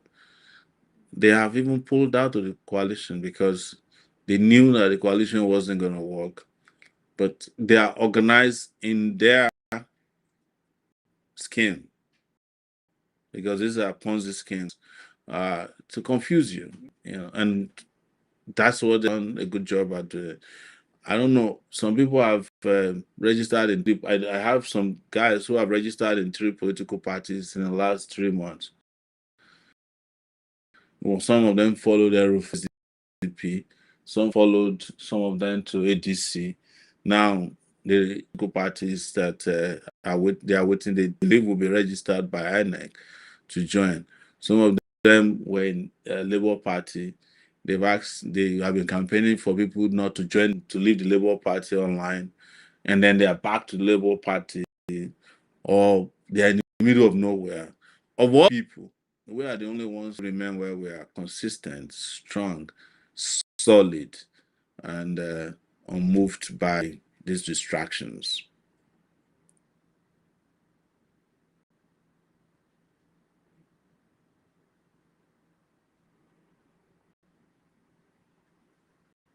Thank you so very much, Comrade President. Thank you. Let's take the next speaker, please. I think Adekunle, please. No, Adekunle, please, because it's been taken many times. Yes. Adekunle, 2 questions, okay? Okay, thank you very much, host, and thank you everyone that has been speaking. I agree to my president, Mr. Moyole. God bless you, sir, for the time and energy. So my question goes to the current indigenous bill.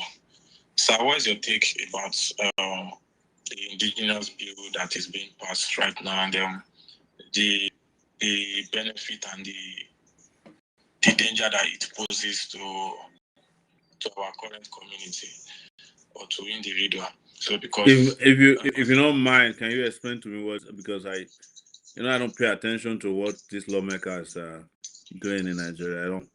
I don't respect them enough to even pay attention to them. What's the indigenous bill? And I, I want you to forgive my ignorance about this. So but that's fine, sir.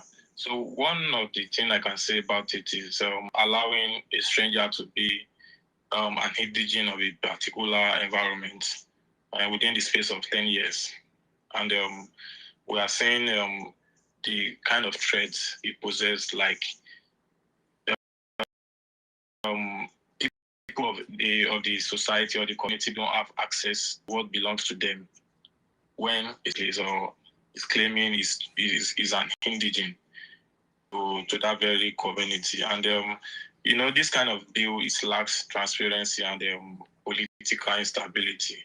So personally now, someone like me, I don't have problem with the president, because when it comes to where I can have problem with the president is if he's not doing something that has to do with general public interest. So me now, I can hold my governor accountable for well-being. My House of Rep, I can hold them accountable because they are the one that is speaking my own interest, because they are there to represent. But when it comes to the president, they are representing the general public. So that is my question, sir. So you have a problem with a Nigerian who has lived in a particular place for 10 years becoming basically a resident of that state.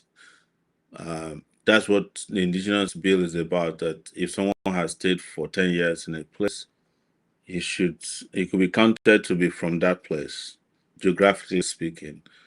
I don't have a problem with any Nigeria, except we are not a nation anymore. Then, as a matter of fact, I think 10 years is to even be assigning indigenous to any place is a problem for any nation state. The reason I say so, is because those who travel abroad, within 3 years, you go to Canada, you become a Canadian. You go 4 years, you become an American. So how is it that you need 10 years to become an indigene of a section of Nigeria? That's why we need a new constitution. This should not even be something to be debated. What we need to be sure of is that you are not claiming the indigenous people of any part of the country more than one place. You have to choose where you want to be. I lived in America for 20 years, and when I was 4 years in the US, they sent me a letter saying, "Do you want to become a citizen? Please start applying for citizenship." Confident. I was the one who opted not to go for citizenship because I don't want to be an American citizen. So I opted to have a permanent residency there, which they call green card. So if you can travel out of Nigeria, and you can, by way of marriage or by way of long stay, become a permanent resident and ultimately a citizen, why should anybody be debating the shape of Nigeria? That, in my view, doesn't even make sense. If anybody is in Nigeria, Nigeria is one nation, and you are born in any part of Nigeria, you should be able to go and live in another part, and after a while, claim or not claim whether you want to be there. If I live in New Jersey, I vote in New Jersey. I claim to be a resident and by extension indigene of New Jersey. If I go and live in California, I change my voter roll location to that place. It should be a function of where you are geographically located, not indigenship. Because if you are one country and one nation, what is necessity for the definition of indigenship? I think it should have something to do with where you go to live, work. If I decide to go to Kano and I'm in Nigeria, I should be able to get land and build a house in Kano if that's what I want to stay. I should be able to do business freely in Kano. But this level of mismanagement of our country has led people to have all kinds of ideas that has even led us to act as if we live in this, in a different world. And I don't understand it, but it's good. It's good that you brought this up, and I never actually heard about the relationship law before. Thank you, Mr. Shore. Thank you.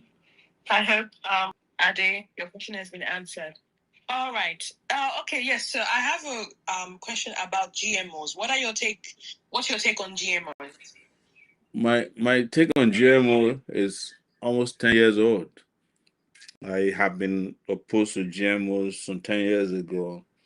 That would be about 2005, 2006, when I was traveling around the US as a public speaker on human rights. I attended a lot of protests against multinational corporations. I've spoken against genetically modified foods because I happen to come from an environment on those states where people were born and lived in natural ecosystems. And there is a correlation between eating organic foods and living long. And I was in America for 10 years and I know what it means to eat junk food, junk chicken. In America, they don't have imitation crab. They have imitation everything. So, and they come from these genetically modified foods. And if you understand what it has done to the health, mental and physical health of countries that rely on this food, you would never want to taste this food.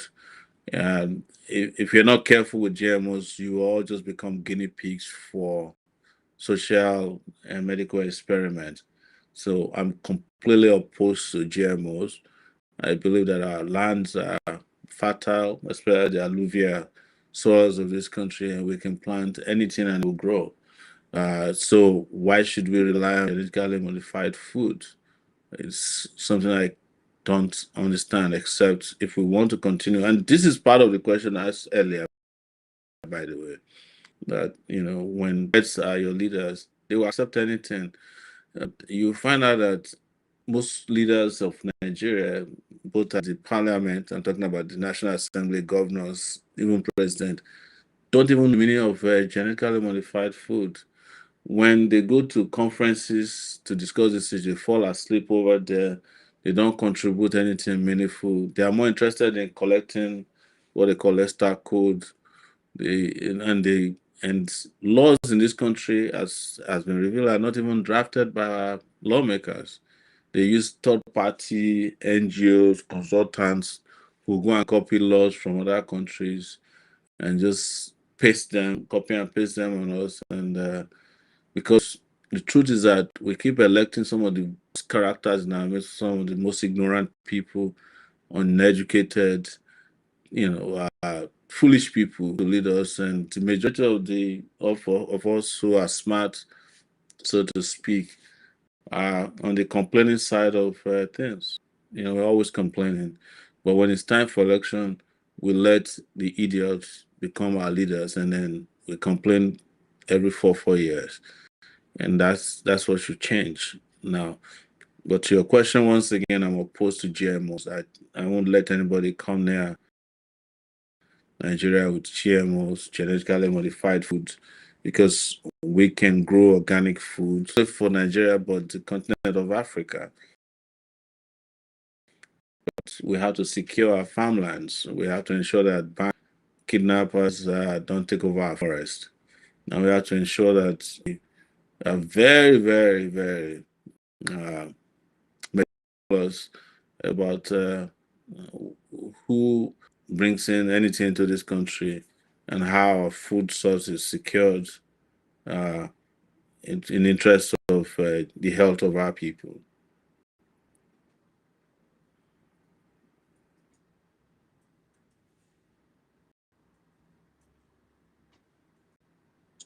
Are you there, host? Who's there? We're only here, I've been here for like 3.5 hours. If you don't Hi, mind. Dollar. Hi, Dollar, please. please, we're just trying to remember our rules, please. Your turn will be coming soon, please. Thank you. It's all right. You don't have to worry about it. I've said my mind now, but bye. Okay. Thank you, Dollar. Thank you. Like I said, please exercise some patience. We'll get to you soon. Thank you. My co-host, can you please moderate for a few minutes, please? I'll be back shortly. Let's take speakers, please, shall we? I also I also need a to make just so I can charge my devices that's on TikTok. I need to get a charger, a different charger.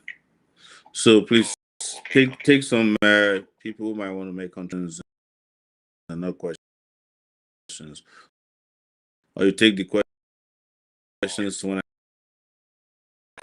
do. I'm just I'm just going to question now. It's not that.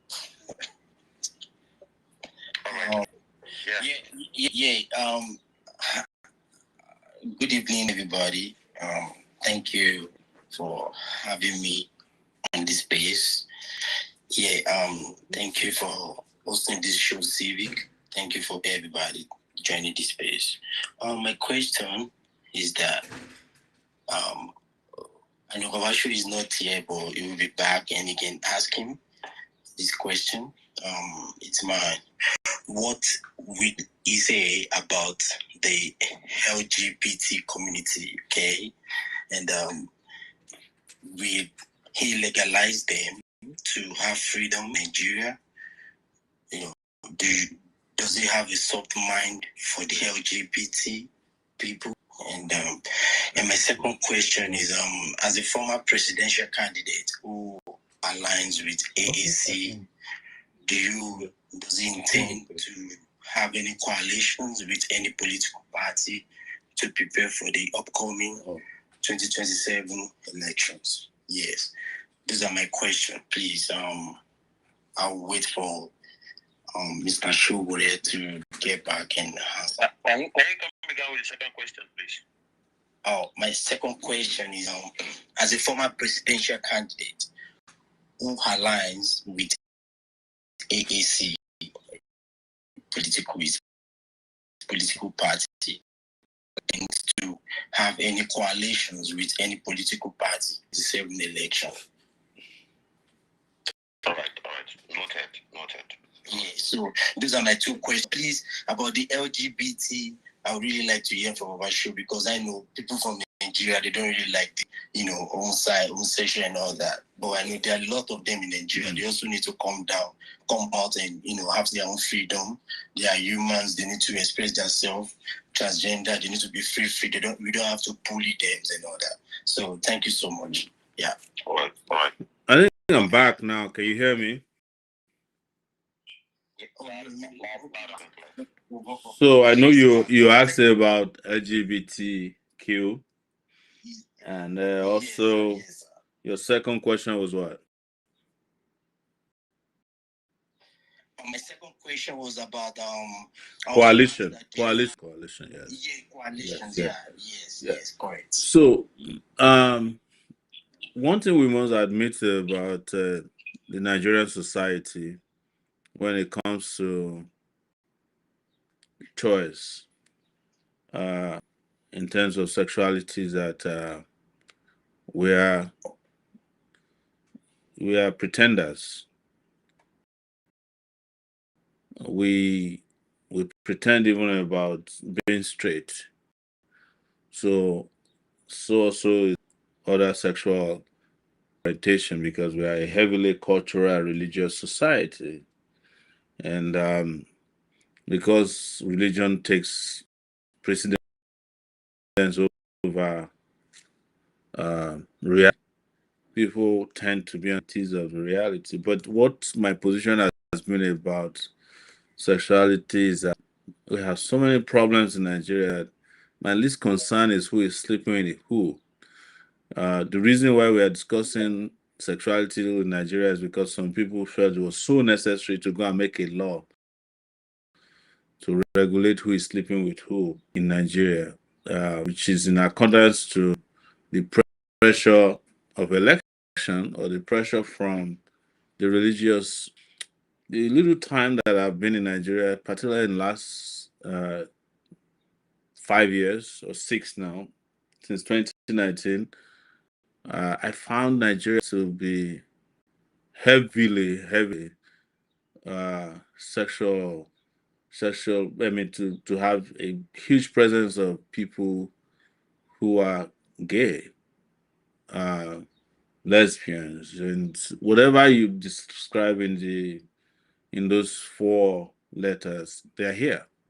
So why is everybody pretending about it? And not only are they here, they are a lot of them are lawmakers. Some of them are governors. Some of them are everywhere at the highest levels. Fine. In fact, it's likely that even the people who are pushing for the laws against LGBTQ are themselves just pretenders. So, but that's Nigeria for you. My position is that I am not going to waste my time trying to criminalize who people sleep with. We have a duty to ensure that our society is not living in predatory space or conditions that are for straight or gay people. But in terms of people's right to uh, decide who they are with, I don't think that should be the primary policy of any serious country.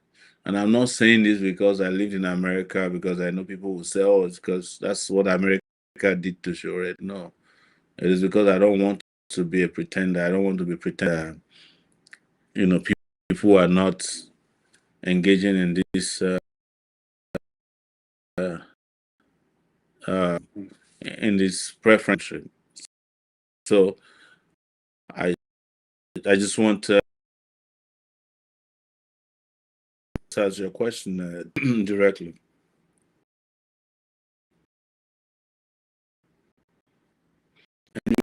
We have discussed that extensively, that we cannot join coalitions of the same people who put Nigeria in the condition that it is today. Those are coalitions that are going to sink Nigeria deeper into crisis, into debt, into economic quandary, into physical and emotional distress. But we're willing and to join in with people who believe in progress and development and shared prosperity, people who believe in transparency, accountability, people who believe in peace, not peace of the graveyard, but real peace for and development of the Nigerian populace. Those ones will join coalition with. That's why I wish that Sheon Kuti was here, has joined us, because they are also trying to start a party in the movement of people. I would love to join to be in coalition with them. We have, in fact, recently received a lot of requests from not political parties, because when you see political parties in Nigeria, so many of them are owned by people in government, or they're owned by other parties. We've discussed before, for those of you who listen consistently to my position about these parties, because I go to their meetings. I'm part and parcel of these political parties in Nigeria. I've been a chairman of a party for years now. And with meetings, and you'll be appalled these parties are all about. Lacking in ideology, character. It's just business people, transactional people who are there to get whatever they can as quick as possible. They're very fleeting in nature. They can't stand in one place for too long. They can't take any position for too long either. So that's what we have here. So, but if there are political parties with the right orientation and the right persons of character and ideology, we will hop into their arms as soon as they show up, and we'll let you know. And if you know of any, you should let us know as well.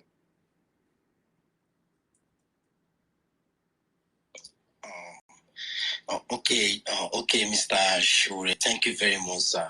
Hi, and my family, we are extending our greetings to you, and stay calm. Thank you very much. Thank you. Please extend my greetings to your family as well.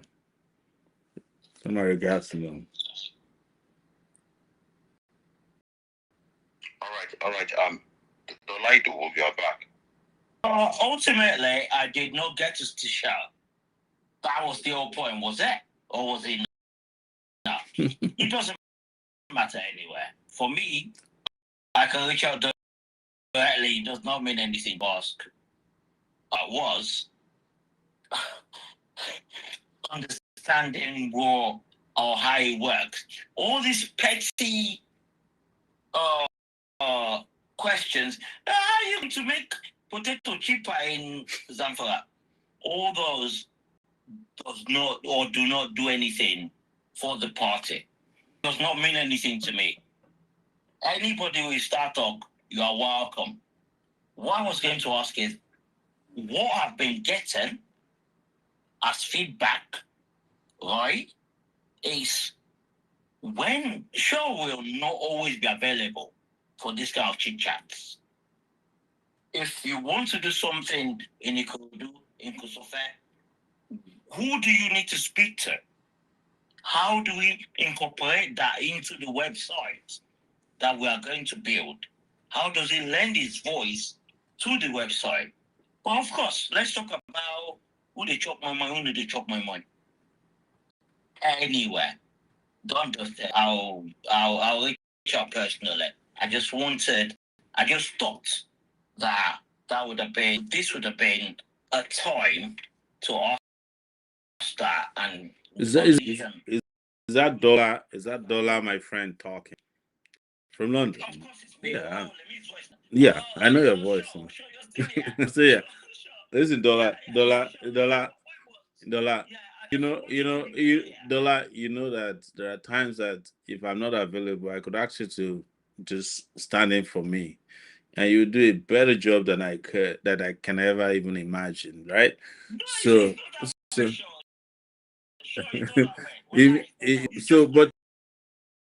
but I'm not.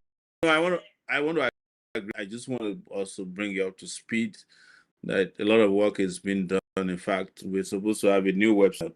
Hoping to also create a mobile app that would do some of these automated requests that people have, or so keep an eye open for it. We're doing the best we can within the circumstances and the constraints. Yeah. Myself, Saidi. Saidi. You know. You know some of it already, so don't let the cat out of the bag yet. We want it to be a surprise. I'm not letting the cat out of the bag, but that was why I raised my voice. Yeah, but don't worry. The team is doing a great job, and I want to use this opportunity to appreciate them. And we'll have a website soon, and we will also be able to provide more information than is that currently available. Using the new website. You know that, right? So. Yeah, thank you, sure. You made my day. Thank you. Apologies on stuff about. No. You see, you always hooks up. You always turn like about show. Show always shows up. Thank you, Shovan. Thank you. Thank you so much. Dedudua, you have the mic. Hello, everyone. Good evening, everyone. Am I audible, please? Yes, you are. Go on. 2 questions, please. Good evening. Good evening, sir. It's nice meeting you. This is the first time I'm talking to you. I'm very excited. I'm a little bit nervous. Well, I'm excited to ask questions. So this is my question. Like, how do you think we can Pan-Africanize the political system in Africa? Because if you're right, the current political system has been influenced by the Westerners, and they truly want to be free from all of their colonialistic device, right? We have to like probably like find a way to like, Pan-Africanize it. So that's on the other hand. And also, how do you think we could make politics more exciting to the Gen Zs, that's the younger generation? So those are the two questions I have, like how to Pan-Africanize the politics we are And having, the Gen Zs, yes. and how to make politics more accessible to everyone. I think that with regards to Pan-Africanizing the struggle, I think Pan-Africanism has to also be upgraded. I think a lot of people are tired of the Pan-Africanism of the old days, which is just one straight message, this linear message about, oh, we just want Africa to be the greatest, we want to be a world power, we want Pan-African solidarity. But what that has done is to isolate a lot of people. A lot of people just see it as some esoteric position that they cannot really understand. It's like only a few people are. It's like it's designed for only a few people to understand. And the moment an idea keeps flying over the head of people, uh, that idea may not become something they relate it with distance. And that's what I see, because I've attended a few Pan-African conferences, and the people I see there just people who came, who said, it doesn't matter who the leaders are. Pan-Africanism is Pan-Africanism, which is one in Africa that we're proud of. And you find some of the Pan-African leaders, both at home and abroad, then in bed with even the African leaders who are destroying the African continent. I remember going to a conference in Ghana a few years ago, and it was a Pan-African conference by the president of Equatorial Guinea. It was just a dream of people who came from the diaspora. They dress a certain way, they look a certain way, and there was just no message. It was so hollow. And then later we found out it was funded by a dictator who's been robbing his people blind. So Pan-Africanism needs to upgrade. That's one suggestion I have, and it needs to be made more popular.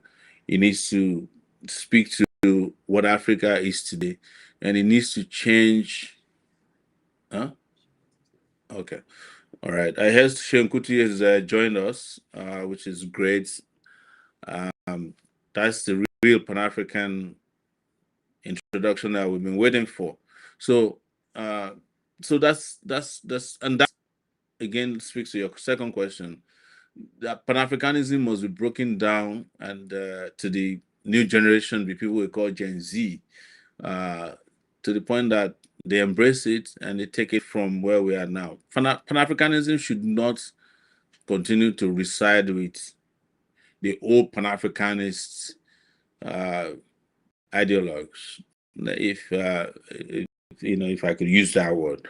But I've just been informed that Shenkuti is here, and if that's correct, I will be happy to yield the mic to him, and he can just take it from here.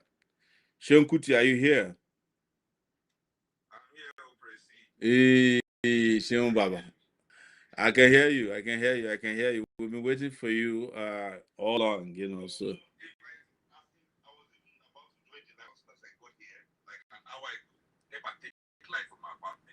Wow. Yeah, you mean France is France has always been a third world country anyways. France has always been a third world country masquerading as a civilized country. We know that, but that's a conversation for another symposium discussion in the future. Yes. So you're welcome. It's where is it live on? Is it Instagram? How do we get you to be on Twitter? Twitter space. How do you want to make it happen, Tana? Or I could just put my phone closer to you or bring it closer to here. I think you can go ahead. You can just go ahead. Is it still there? Yes. So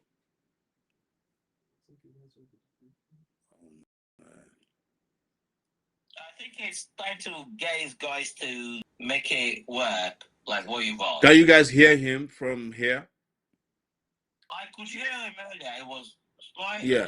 I mean, he's gone off now. We're trying to get his device to be closer to my Twitter account, my Twitter device, so that we can just be playing his audio from that end and continue the conversation.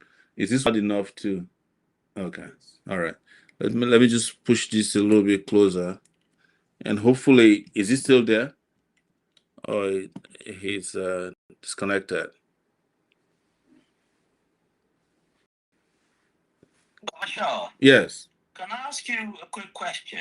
If it is Can you quick. ask you when it comes on that, does it get called last born? that's That's what I like very, very I much. know, yeah. While we wait for him, yeah. I'm sure you can ask him question as soon as but I just want him to I want him to speak first. Yes. Because we've been waiting for him for long, and want him to go straight to business. Yes. We've got hands up by way unstoppable. Dollar, thank you so much for carrying the space for us, but we'll have to go back to things being in order and with your hands up, if that's okay, please. Thank you. Alrighty, back to speakers while we wait for Sheon Kuti to get back online with us. Okay, Ade, you have spoken before. Duduwa, you've spoken. Okay, we'll have Angel. So you haven't answered the last question about the Gen Zs, like how to make chicken go something. Sorry. I did answer that Pan-Africanism should be broken down to transition. They should be so popularized, upgraded, and digitalized that the Gen Z can tap into it. I think the way Pan-Africanism is being practiced right now, being promoted, alienates a lot of people. It makes it look like you have to look a certain way, you have to grow your beard a certain way, you have to a certain way to be referred to or regarded as a Pan-Africanist. But that's I don't think that's the way it should continue to be, except if you have other questions about Z that I didn't quite catch. Maybe you can repeat that. What I'm actually trying to point out, do you think there could be some constitutional adjustment to make it more accessible in any particular political sense? You mean Pan-Africanism? Pan-Africanism, of course, yes. Yeah, I Africanism should be taught, in schools from probably secondary school to as a separate subject, because to get Africa to be where it should be, I think the new generation needs to be called for now, and that's what I was saying earlier, that Pan-Africanism is being made to look some kind of a different class of people's idea and ideology. So I think we need to make Pan-Africanism a little bit sexier, if I could use that word. All right, sir. Thank you very much. Well noted. Thank you very much for your. So let's keep trying. Sean, is it back? No, sir. I don't. I'm just. It's back now. They said it's back now. Sean, are you back? Yeah, I think so. Yeah.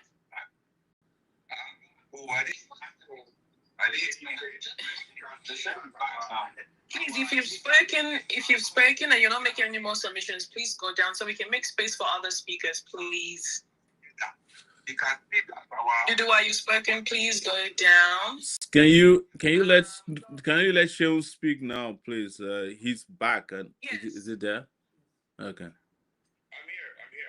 All right. So, Sean, we're going to just put our devices close. I'm going to get my device a bit close to you, and so that we can have you. But your camera is very clean. Oh, what did you do it? Aha. The way Europeans have programmed the lens of these their cameras. That one has to go. Uh-huh. It is programmed with the atmosphere of their country. Once you are here, everything just feels clearer, nicer. But I'm in Nigeria. My background looks better than yours. Okay, if you say so, Presti. Yes. So yes, this is the crowd, man. This is the world. But welcome. So, and I hope most people who have joined us, all kinds of platforms, can be listening to you right now.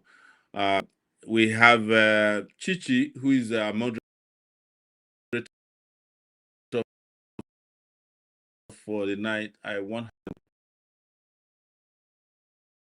to Instagram. Except, is it to go to Instagram? Chichi, they said you can join Instagram. I am on Instagram. Okay. Yeah, I've requested. I'm just waiting. All right, so so we're going to go live with you. Yeah. Yes, we're going live with you. We're going live with you. Has she done that? Accept. Okay. All right. Yeah. You guys see me? Yes, we can see you. You're welcome. So, as a moderator, just take it away. Alrighty. Can everybody hear me? Yes, we can hear you. I can hear you loud and clear.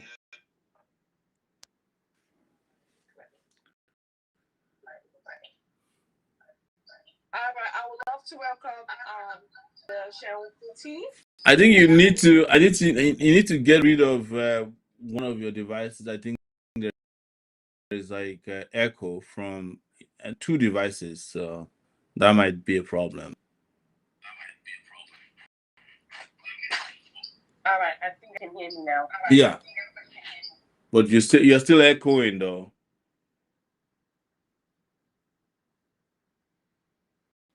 Oh man, she's frozen.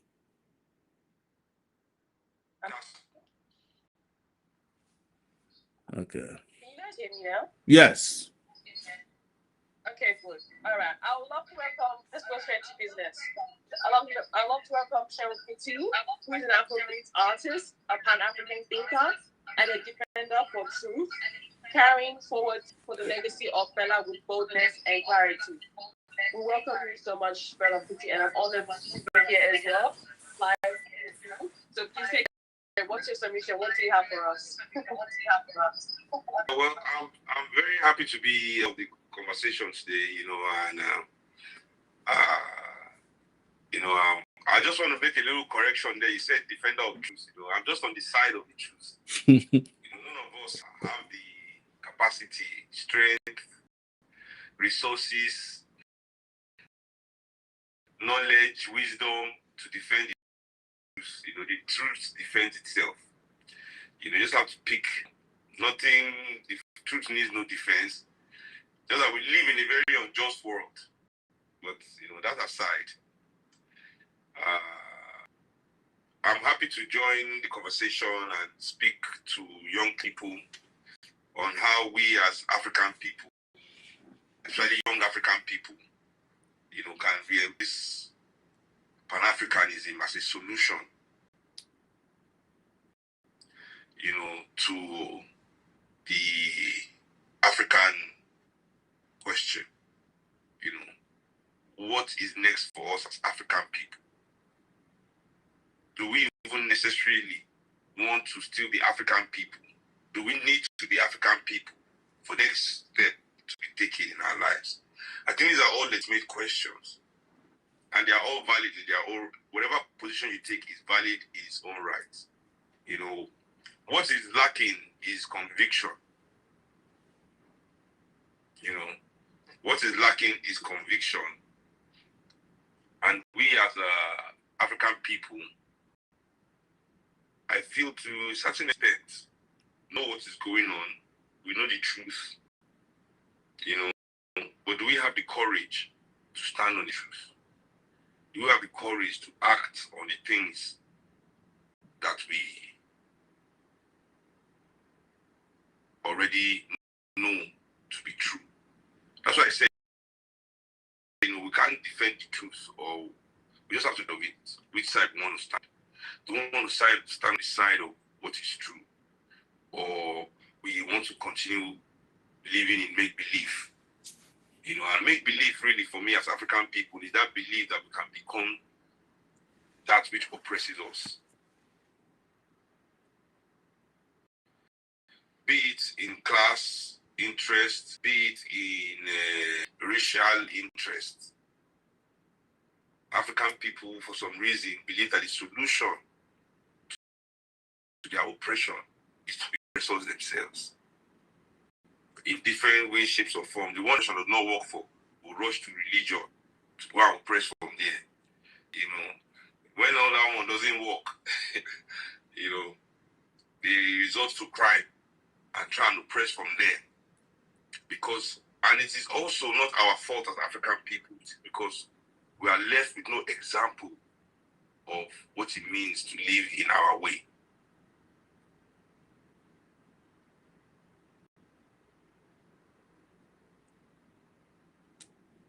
It is that our leaders have been enemies of the powerful people of this world.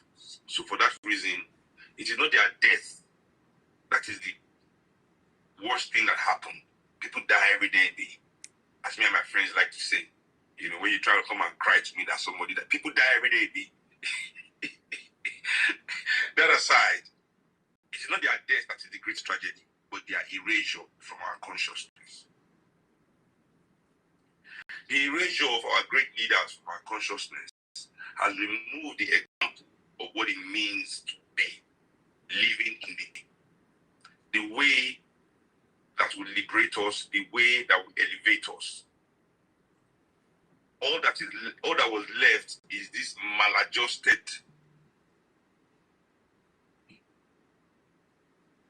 misbehaving elders that we have.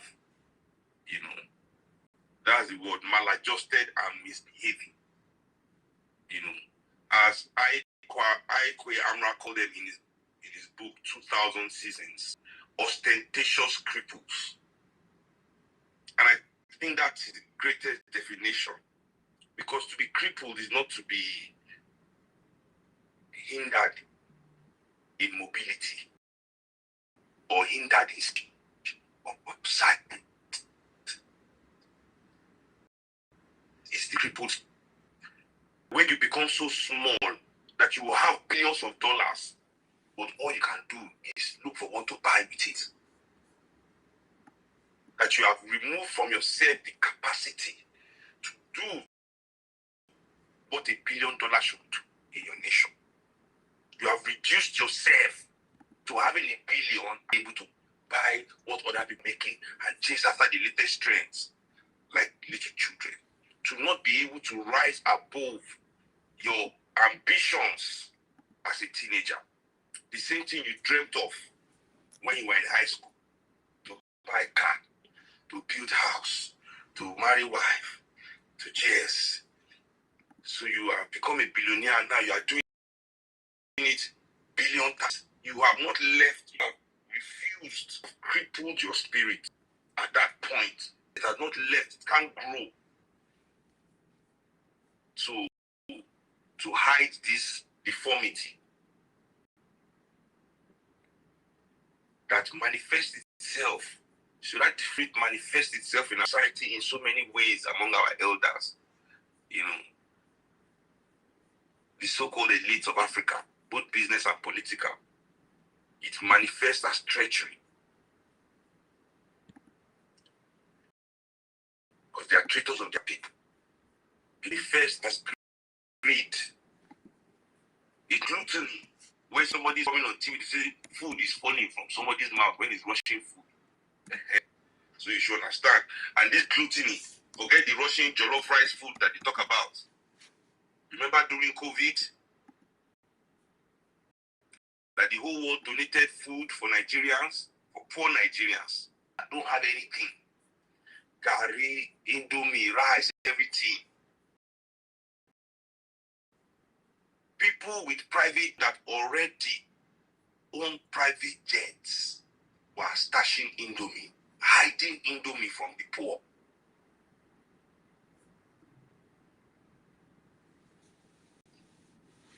Hiding Indomie from poor people.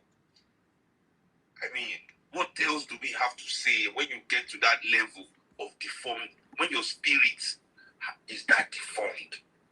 You know, so the elimination from our consciousness of the true examples of what it means to be an African. African people are lucky that they have Fela, who also came in the music world and through music became popular through entertainment, which is easier to consume. But the core of our message, the strength, our real strength, the core of our power is in our intellectual, the message of the intellectuals, which is not as interesting as the message from the entertainers. European people try to corner me. Let me put it this way for us to understand. You know, somebody said to me, he said, oh, Shehu, your father said music is the weapon of the future. And looking at how Africa is right now, can you say that what your father has said has come to pass? That music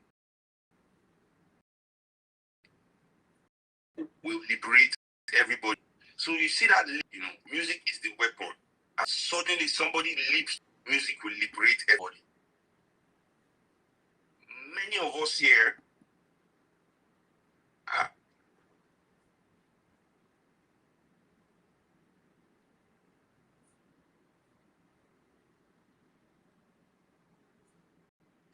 are hoping for our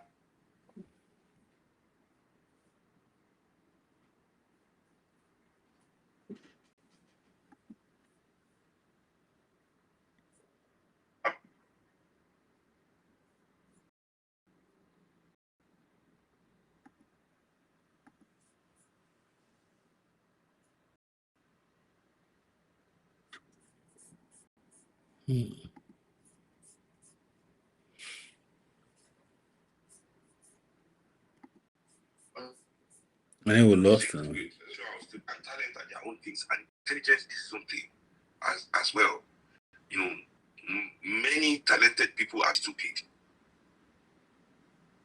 Many skilled people are very stupid. I always use Ben Carson as an example. Let me not use the Nigerian, but he's looking for fight. But look at Ben Carson. Whether or not surgeon, one of the most skilled surgeons in the world, but one of the most stupid human beings to walk on 2 feet. Your skill and intelligence are two different. Especially human emotional intelligence that links us together as human beings. So what am I trying to say here?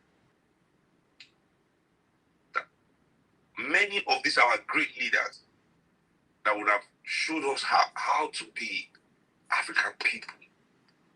That are the true examples that we should look at and see how we should move today towards our liberation, are largely removed from our consciousness. And it is not enough for this sinister system to remove them. That is not enough. Because they understand that power abhors a vacuum. Africans will never accept that they don't have heroes. Africans will never accept that they never had leaders. So when you remove, more importantly than removing the real leaders is to replace them, to put in their place fake leaders, to put in their place fake heroes that you spend time emulating and worshipping and following that will not lead you to any true liberation. So I always say to people, it's our duty as young African people to do the intellectual work of discovering our true leaders. You understand me? Discovering who our true heroes were. And in many of their works, they have solved a lot of the problems that we go through today. So, if music is the weapon of the future, and Fela is right, in conclusion, really, let me not take too much time, because this is important, because this is the point I'm really trying to make for young people. Pan-Africanism, or no, I don't, because at the moment, I ally with Pan-Africanists, socialists. This is my political alignment. It will forever be my political alignment. But I'm not an extremist in ideas or thoughts. At all. I'm willing to work across all kinds of board.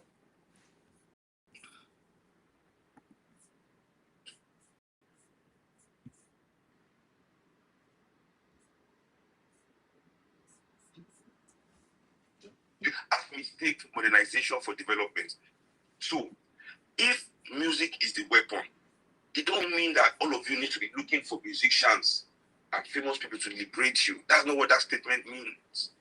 Music is the weapon, but it doesn't mean that music is the battle. Fela never said music is the battle. Fela said music is the weapon. That weapon is used in a battle. That battle is the liberation. The music being a weapon means that it can inspire a world for our liberation, but only if our doctors are interested in our health.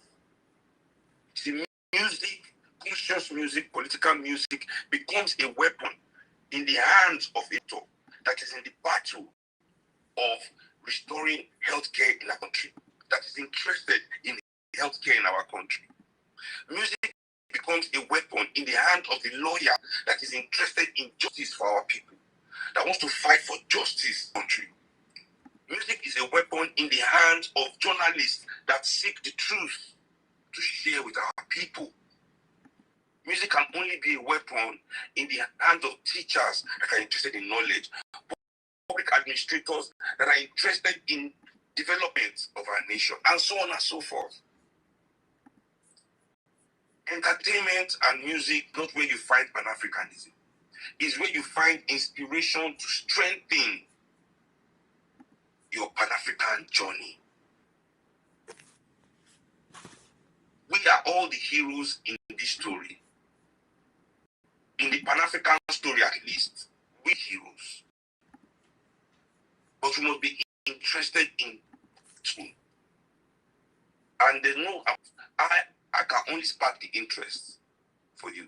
I can inspire. But we must all be willing to do the work, to be engaged. Our ostentatious cripples have, instead of telling us this, given us the opposite in the name of education. That education is a weapon in your hand for you to go out and look for some money in your pocket. For the doctor to look for money in his pocket. For the lawyer to look for money in his pocket. For journalists to look for money in his pocket. You think all the things are simple, just harmless songs. But these songs are drilled into our heads as children. These things that we repeat in our schools as we grow, as we've been growing, that they've taught us to eliminate the we from our psyche. That everything that we have as African people is just to be rich, to make money, to pay bills.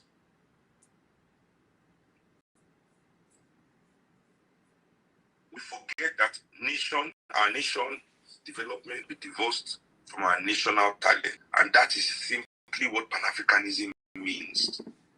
Pan-Africanism simply means national development cannot be divorced from national talent. That is what Pan-Africanism means. That your talent is to the development of your people.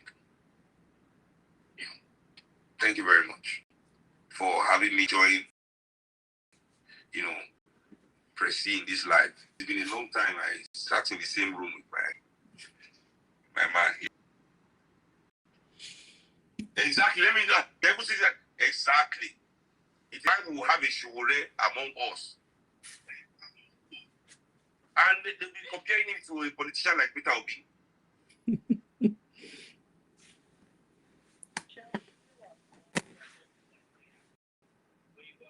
You that has removed, it has crippled us. So we all think that we should be crippled. We all feel that we cannot fix our country, that we need to look to it. Only the big man can do it. Only people with money can have idea. Only people with money can have solution. Only people with money can, and it is these people with money that are broken. Then they call you broke. These are the real broken people, because all they do with them is to, brothers and sisters, the kind of money they say Dangote alone has. Do you know how many states that can develop in our country? At least put children on the foot map of the future. So we must either agree with capitalism and Eurocentrism that says that our national resources as Africans is to better the life of a few people, or we agree with Pan-Africanism and socialism that says no, the resources of our land is to better everybody. People always ask me, Pan-Africanist socialism, what does it? It does live poor. It doesn't look at where I'm staying. I like soft life too. But the difference here is we want it for everybody.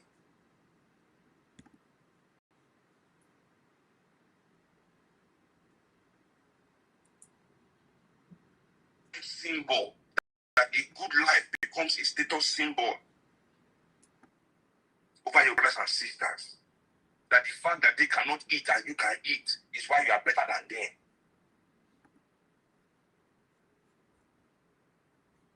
That cannot be the value system that decides who a great man or a good man. No, this cannot be how we assess anymore. And that is where the battle line is drawn, really, in our political ideologies in Africa. And that's why I myself with this man, because he's the only politician in Nigeria that is a Pan-Africanist and a socialist.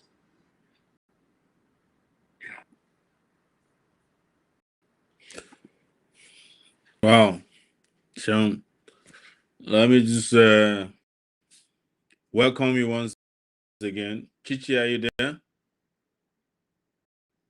Oh, it seems like. Yeah, so we've been waiting for you. Of course, nobody will ever be disappointed with your presentation, even though you're just landing from virtually one city to another on a plane. You see, and that is what Pan-Africanism, Africa too, must become a continent where you can travel from South Africa to Nigeria, or from Senegal going to France first to go and change plane.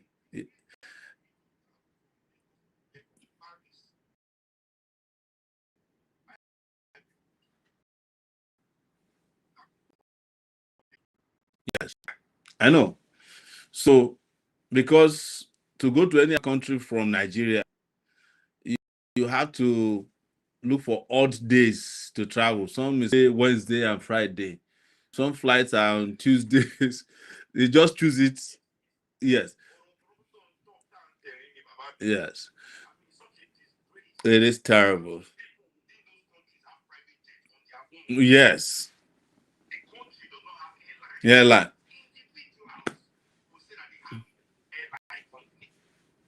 But the country cannot afford it. But you want inside that country. What the whole country cannot gather to do, you one person Can do it. And it was as if you were here when I was talking about Pan-Africanism also. that it has become so presented in a way that is esoteric. So the Pan-African that I know is the same Pan-African I know when I entered University of Lagos in 1989. He has to look a certain way. His beard has to look a certain way. He has to be speaking a certain way. They are not democratic. They are not democratizing the idea of Pan-Africanism. But my the beginning for me for a Pan-African Africa is that of integration. That Africans must destroy artificial borders the same way Europeans themselves have done it. We must be able to integrate. I must be able to live from here. Yeah, exactly. No, the idea of EU, it was when they saw the way OAU was working that they stole the idea and went to EU now. Yes, you know, when they wanted to start when they wanted to start EU, they didn't start EU. They started building tunnels to connect their countries, and then they were fighting Africans that were building modern roads and ensuring that military leaders were just mowing them down. If you try to invest in your country, you become an enemy.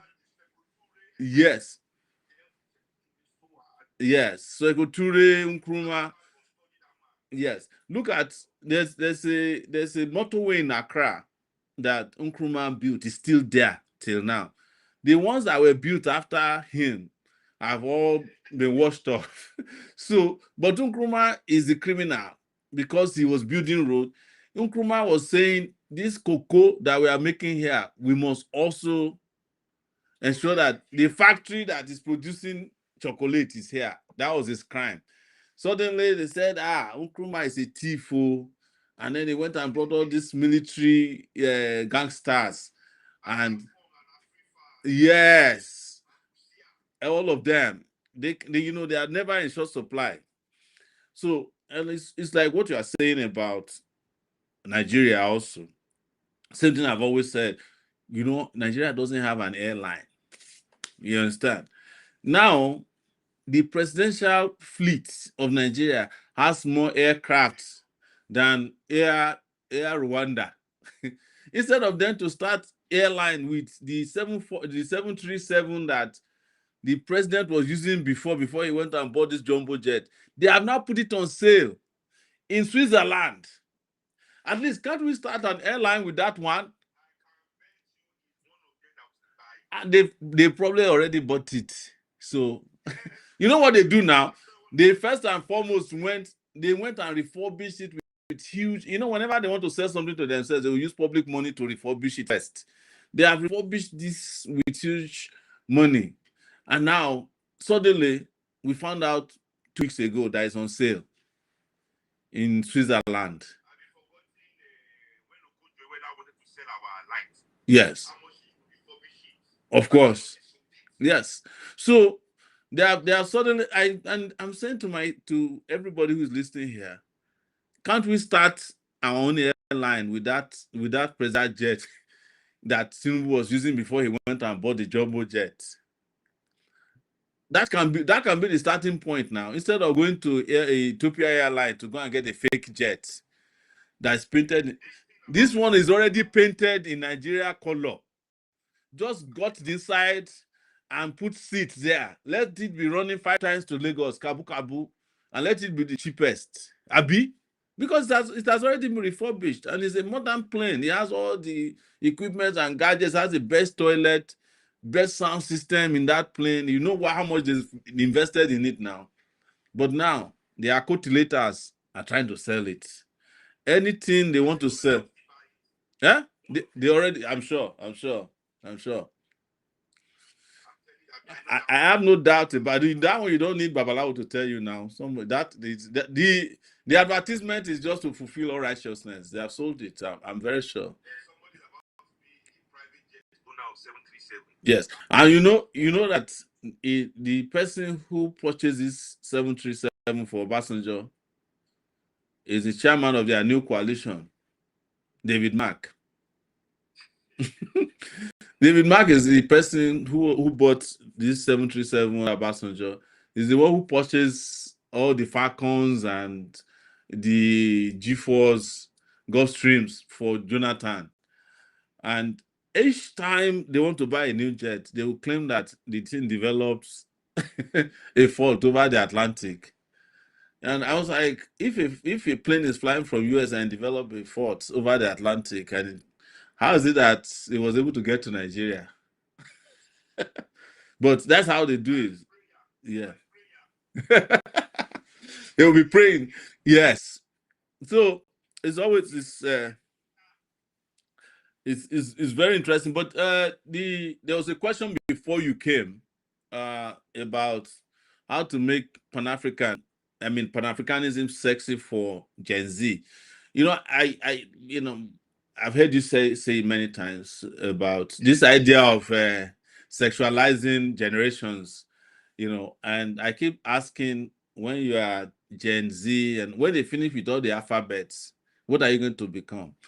So today you are no, they've started A already now. I think they are back to alpha already. The people they call alpha male is Gen A now. So so they'll just be circulating you from from alphabet to alphabet because you are just part of a social experiment. But what is a Gen Z? Is a person that doesn't eat, he eats. Maybe it's just a person who doesn't have a job but who is surviving. That's what they call Gen Z. And yeah.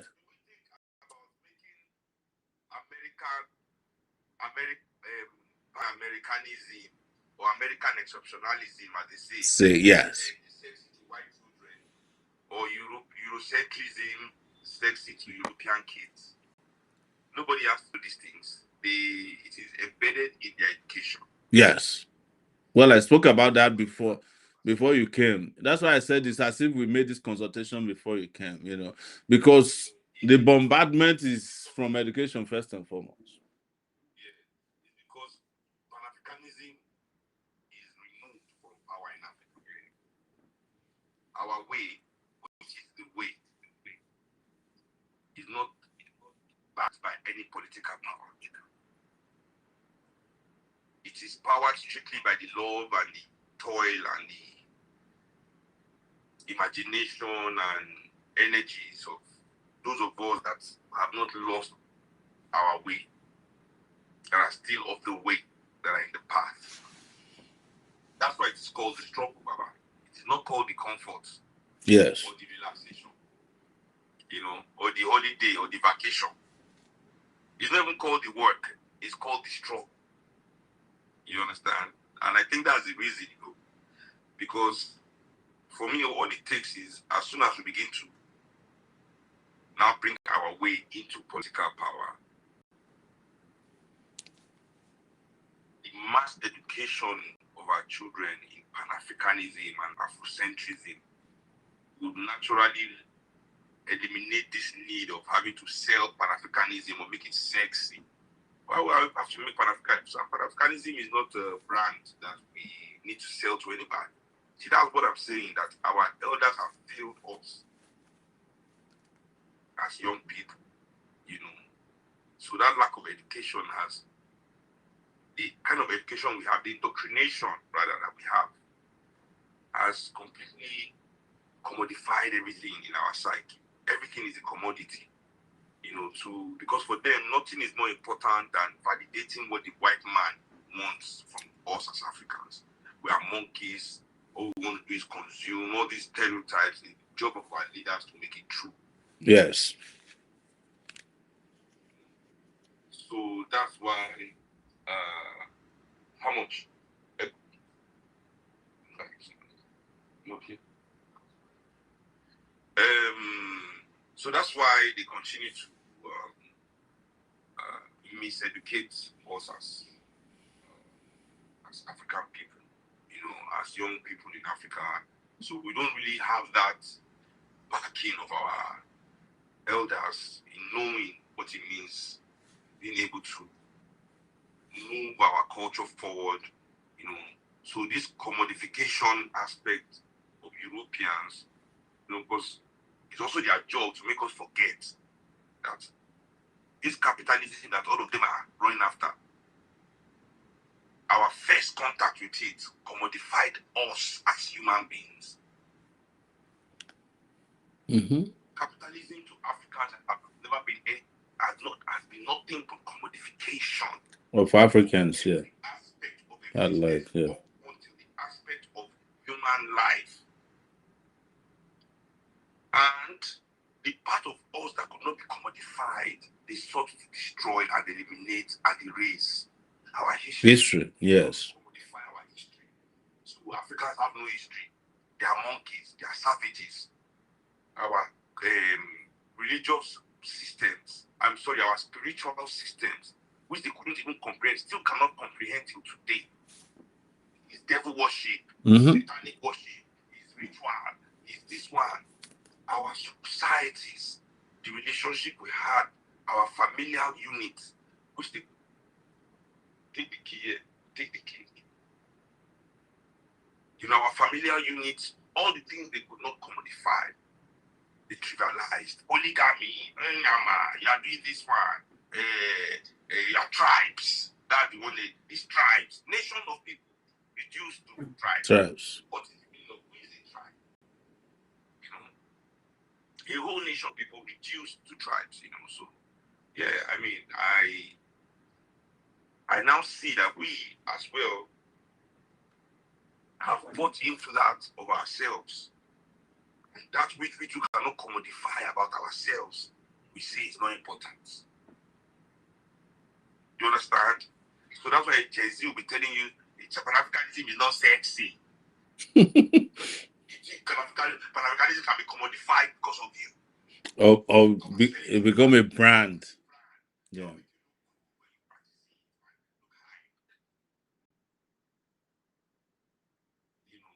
So I think that is the wrong way for them to think that what is going to say. How can you be telling your say, come and sell your savior to you?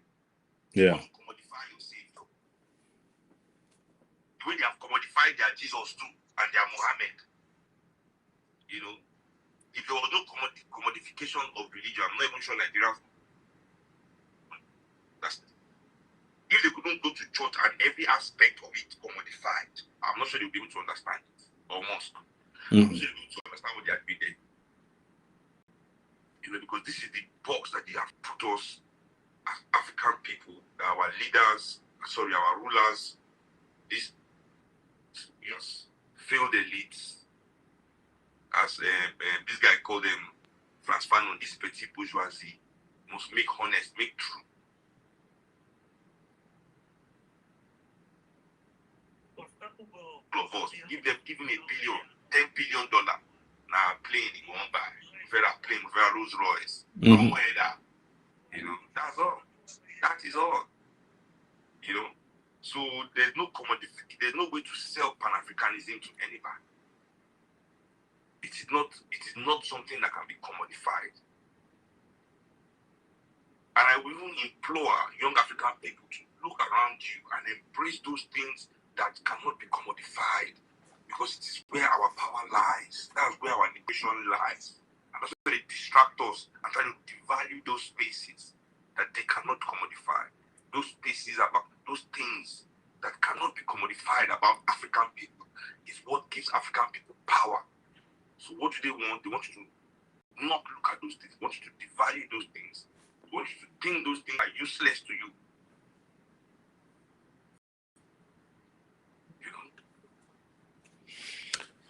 Chichi, are you there? Yes. So we'll start taking questions if that's okay with both of you. So the very first question for Chemputi is how does wait. Let all protocols observe. I've been taking questions. For a long time, so I am yielding to you. I've been here like 2 hours before you arrived, so you have the. I'm yielding to you. Please don't worry.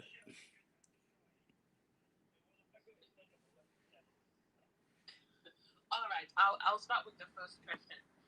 How does MOB plan to engage young people beyond the elite online crowd, especially those in rural and different? Oh my God! Okay, I'm missing my words.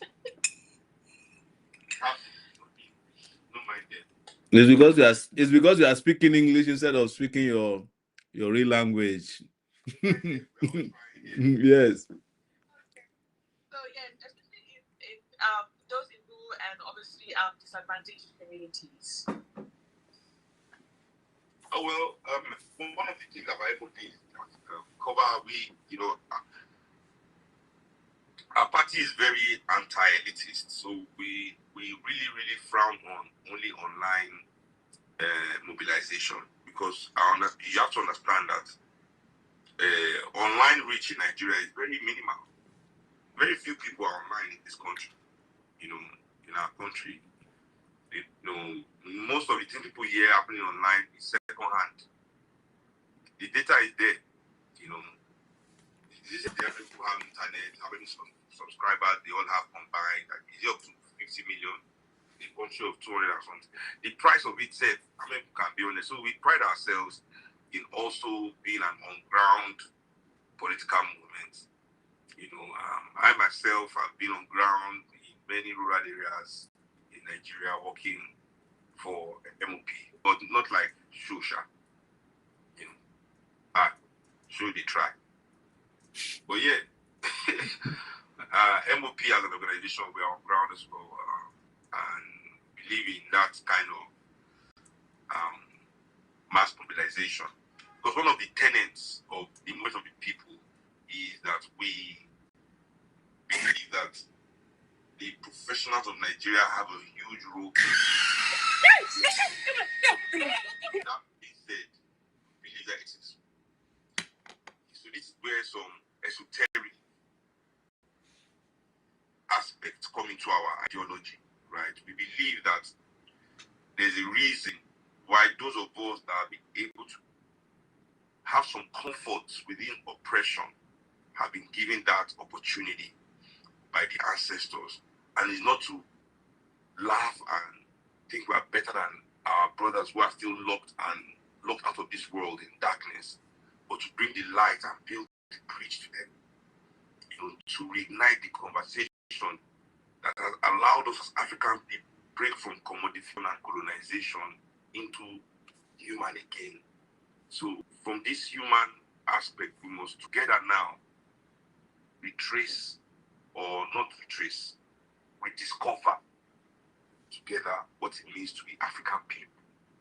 It's a conversation we must have with the people, but they cannot afford to start a conversation. Not because they don't have the vocabulary or the intelligence for it, but we live in a world where they have to be able to also afford it. So we have to be able to build those platforms so that our intelligence can merge to defeat the situation that we are in. That's one of our tenets. So for us, that's one of the most important things in building our party. And then we're not really geared towards youth education. We are geared towards mass education, mass political education, not only for young people, but for... I don't believe in this youth thing. Let me be honest. That a lot of people think youth is an ideology. The youth, like as if, just because somebody is young means he has good intentions, means he knows what he's doing, or wants to even do anything at all. Youth is a democracy. It's not an ideology. So I cannot rank my political faith on a demographic. A man that is a youth of this political cycle, he'll not be a youth in the next political cycle now. So what am I supposed to do? Discard him? Chase him away? I don't understand. So what we have is a mass education program for everybody because both youth, both adults, we are all lost in the same place right now. No nation is built by young people. I'm not seeing it alone. Every nation is built, as I say, by the experience of the old and the energies of the young. And we must together find a way to, but the youth and the adults must want the same thing. and the elders, sorry, the youth and the elders must want the same thing for their society. We must have a conversation where we have agreed on where we are going. And this is what culture is. That's why Nigeria doesn't have any national culture. You know, the cultures we have are our ethnic cultures from our different zones that we're from. The nation itself has no culture, you know, and it's because the nation is not developed. We have not had that conversation. It is in the and Fanon points this out very well. It is the process of national development that national culture is created. You know, so I'm ready to begin that process. You know, we just need more Nigerian professionals on board. You know, we need. I asked the question in one of my lives one day. I said, "Where are the billionaire Pan-Africanists?"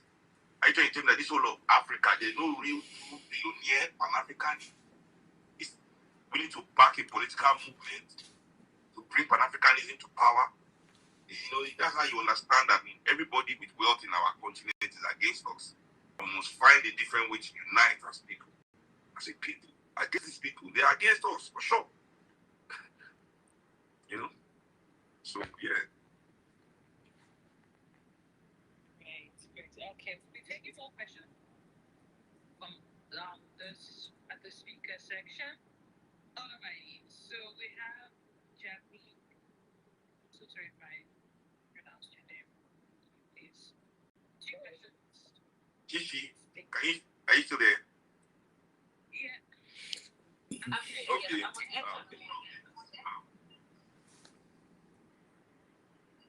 I'm on Instagram. Yes, you can. Go ahead. Mr. Showore. The very first thing I want to correct Mr. Shield is that you made a generalization that every brilliant person is foolish or stupid, something like that. But I would say they may be brilliant, but they are driven by sentiment. So I would prefer to say it is sentiment rather than being foolish. Just want to comment on that. And then I think initially before you joined, I have about 3 questions for Mr. Showore. So my questions are actually, go ahead, sir. So my questions are actually based on my observation. And to me, it seems rather paradoxical that we would have a union of Mr. Showore and Mr. Shin, for example. Because I've listened to Mr. Showore, and I think he holds kind of liberal thought. And say Mr. Shin, who is coming from Pan-Africanism,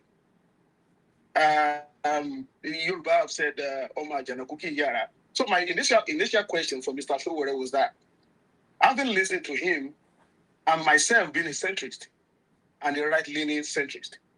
So my question to him was that, what is his stance on the desecration of our culture?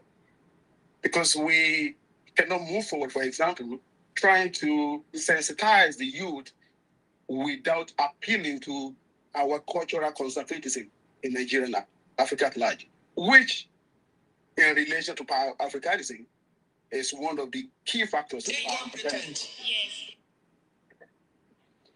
So my second question.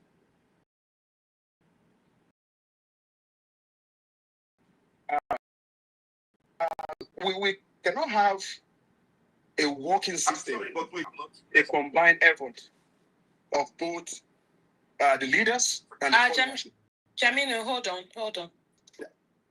Ishan, you were. Oh, okay. Just one question at a time. Okay.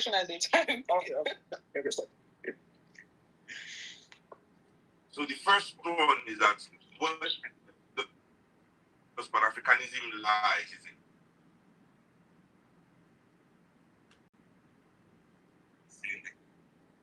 Question. I can't hear him correct. I can't hear him well from this side on X.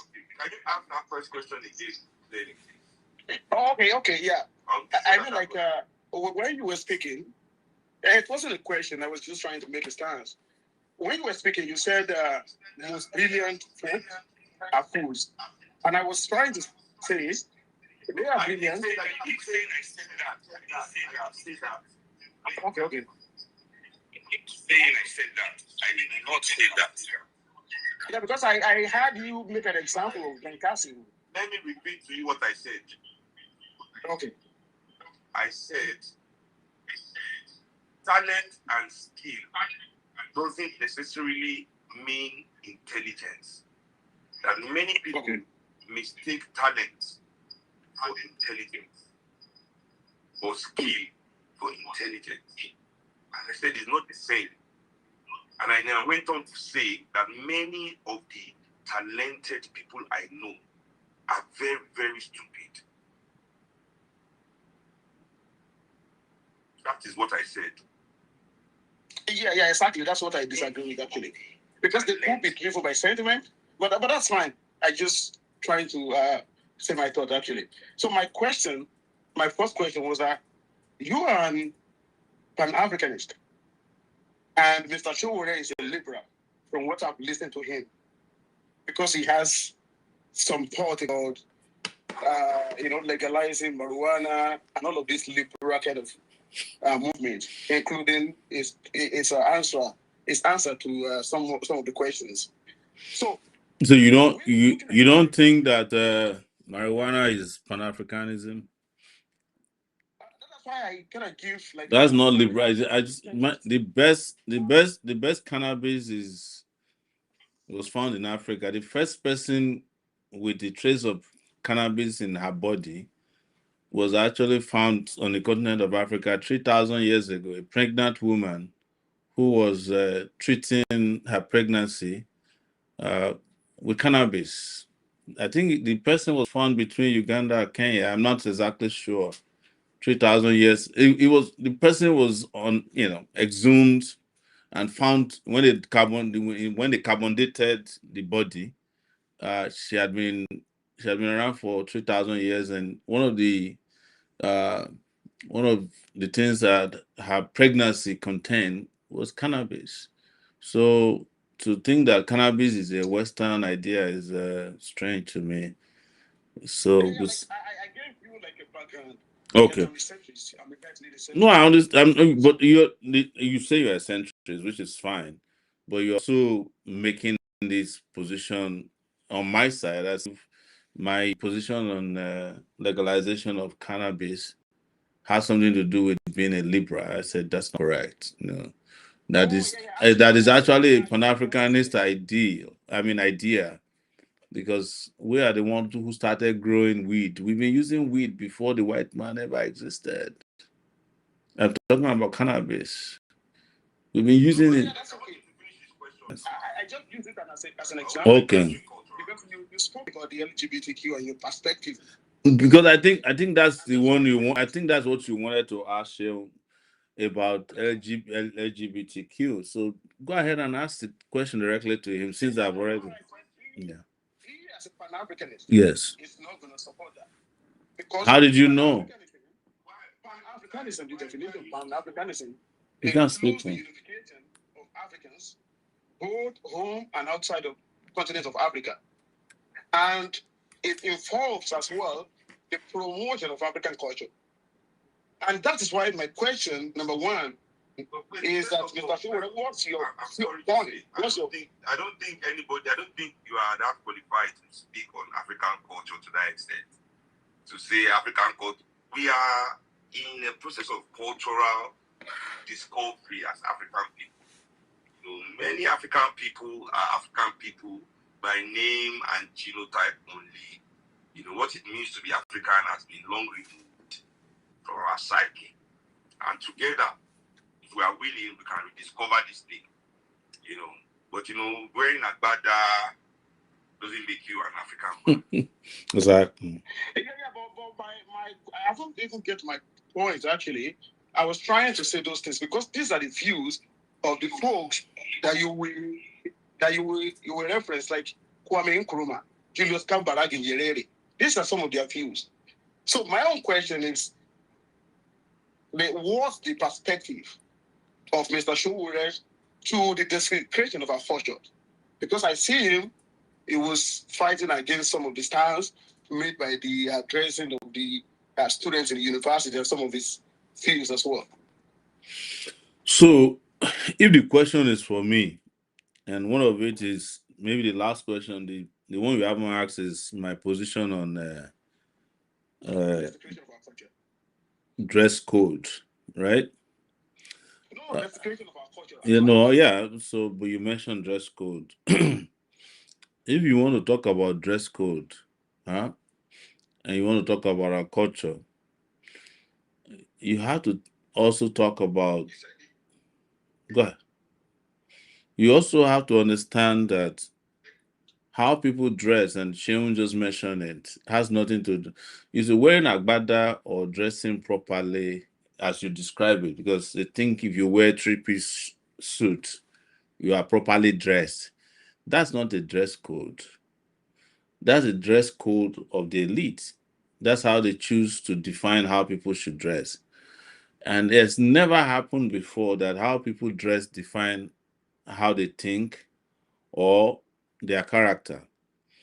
And that's why you've seen my position on university dress code, because it is rooted in the fact that the people who are making decision on how students dress have deviated from the reason universities were set up. Maybe because they can no longer organize the universities to achieve the purposes for which the universities were set up.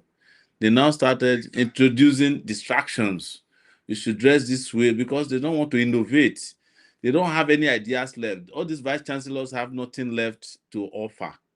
So they are just, yes. So instead of them to, yes, instead of them to be bringing, even instead of them to be innovating in medicine, instead of them to have philosophical ideas that can advance Africa, they just bring scissors and clippers to the classroom because they are fighting for culture. yes, and that's not culture. If you really want to, Why do you get to choose? Do you think culture is something you get to pick and choose? exactly. Is a vice chancellor a custodian of culture? It is, in fact, the universities ought to be the place where there is a constant definition of culture. It's a place of study. I was telling somebody, and I'll repeat it here. If you want to talk about dress code of Africans, we are closer to nakedness than anybody else. And the reason is weather, is geography. So we can't afford. Yes, Africans don't wear exactly. Yes, Sharon, if you look at Yoruba culture, we wear clothes that have space in them. Bante, the one that we tie around our waist, is because the weather, we have to dress according to our weather and where we find ourselves. So the idea of wearing turban is not an African culture. Are you getting my point? Yes, it's not an African culture. So the idea that a culture is defined by what the politicians have decided is how to dress, that's not culture. And the university that is defining how people should dress, or who is working, the vice chancellor is walking around with a clipper to cut somebody's hair that they call dreadlocks, or they are interested in what Yorubas used to call banter, is what you call bomb shots now, or what they call bomb shots. The university lecturers cannot control their libido. That is the reason why they are shifting the blame to the ladies who are dressed in certain ways or men. It's actually very, very, very sad that any university in Nigeria or anywhere on the continent of Africa is focused on how the kids who are going to university are going to address and not how they learn. So if you grow up in a village, like I grew up in my village, and we in secondary school, when we go to the lake, the girls are topless.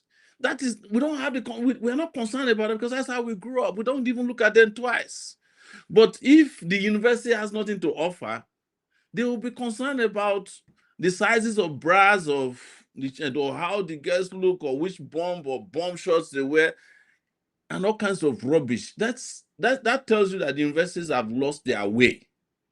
The universities in Egypt, that built all those big pyramids, the people who designed those things, those physics people, the chemistry people, the biology people in Egypt, did you see in any text how they define how people dress? And don't you see all the gods that were found, even the mummies, they were virtually naked, because that's how Africans dress from the time immemorial.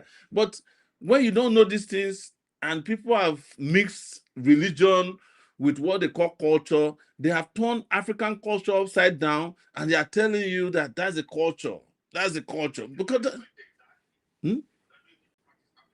yes.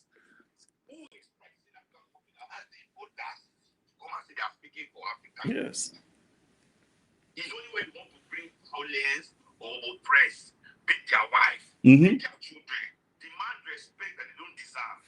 Suddenly everybody's an African. Yes. But in every other aspect of their life, There's nothing cultural. Mm-hmm. But once it's time to go and oppress somebody's life, your eye, God doesn't concern you. Because they know even before they used to use Christianity. Mm-hmm. But now the youth don't listen to that. They don't. They can't. Yes. And who is the custodian of your culture?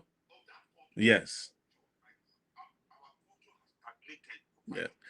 Is it the guys who sold all the cultural heritage to someone else that's now the custodian of the culture? Are you getting my point? So it's a crazy world that is out, and like Shen was saying, we must compulsorily enter into a new era of self-discovery. And the first thing that has to be done is to discover our culture. And if you talk about culture and tradition, language is number one. If you don't speak your language, you don't even have culture in the first place. All of us here are blowing grammar, and we think we have culture. We can't even speak our languages anymore. Because if somebody speaks English now, it makes a wrong pronouncement of a word. Everybody will be insulting the person. But let one Oyibo man come and be speaking Yoruba, they'll be hailing him. Hear this one, or hear you. But nobody wants to speak Yoruba. When we were in school, it used to be like they would write it in front of every classroom in my secondary school. Vernacular speaking is totally prohibited. And what is vernacular? Your language. Yes.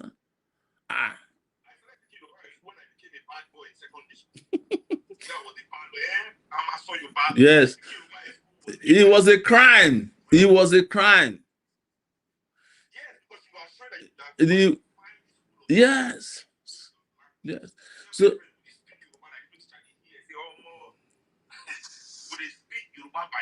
it was a crime.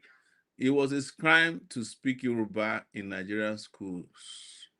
Even when we went to University of Lagos, if you study Yoruba, you are supposed to lie about it. If you are studying, the University of Lagos used to have Igbo, Yoruba, and I think Hausa. I don't even think they exist anymore in the language.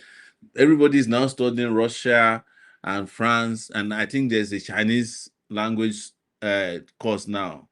So because Chinese because because if you don't learn Chinese, how you go fit sing for China?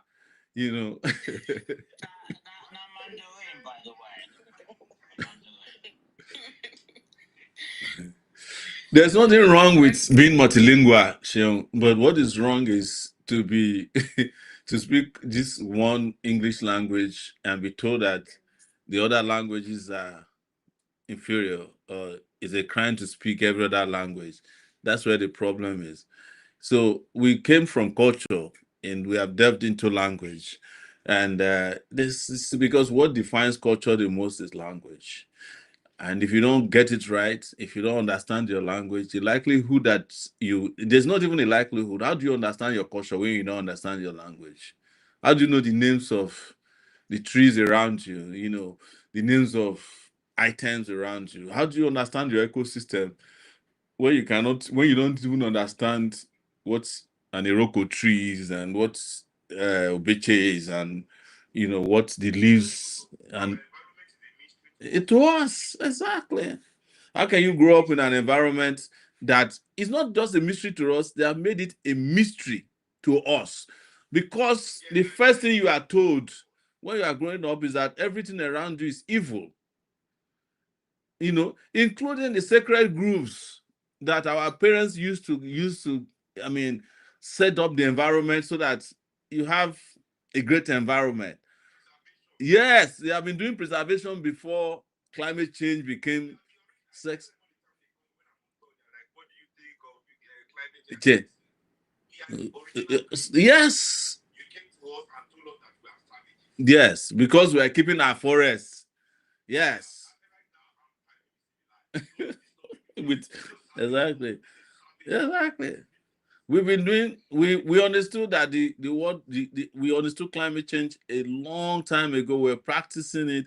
We kept our grooves, so that we understand the environmental equilibrium that was needed between oxygen and carbon dioxide before white man knew how to spell oxygen and carbon dioxide. That's why all those trees and lakes became sacred to us. That's why we don't eat certain fish that eat mosquito. But people didn't know that when you don't eat certain things is because you are using them to preserve environment, because that balance and equilibrium is done by the environment by itself. It's done without interference. The moment you don't interfere with your environment, it will take care of you. But you can't cut down all the trees and then be wondering why there's a high level of asthma in your neighborhood, because the things that are supposed to clean up your lungs, you have taken them down. You have sold the trees. You have sold them to Europe and America, and they have used them to make furniture. Yes. Yes. Yes. Breadfruits. Yes. Yes.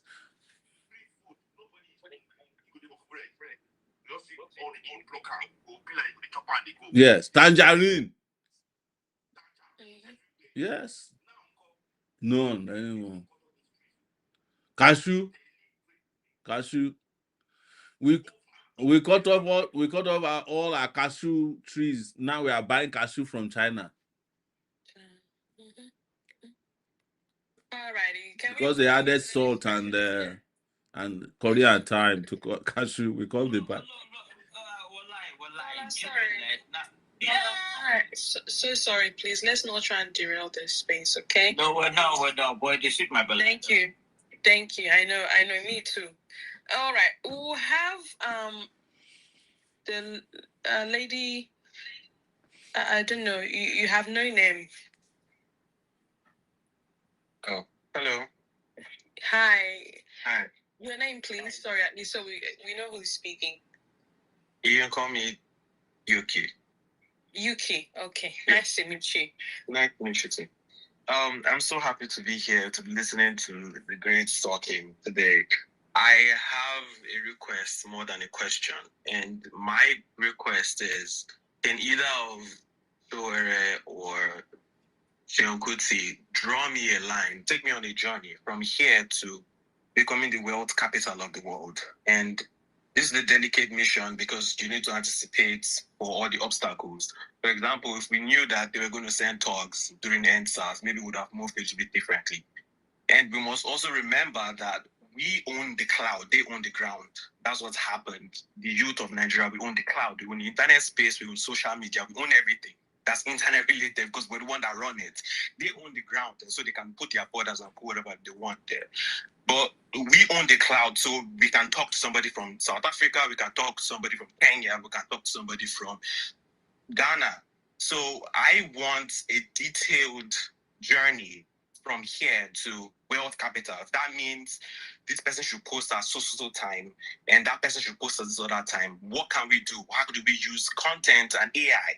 Fela, it was music at the last time. In our time, it's content, and content is very powerful. So how do we use these weapons technically, strategically, intelligently to get to where we need to get to fast, so that by 2027, even the boys, the articles and all the people of our time, they will just say they don't want to run anymore. They don't want to lead us. We're ungovernable.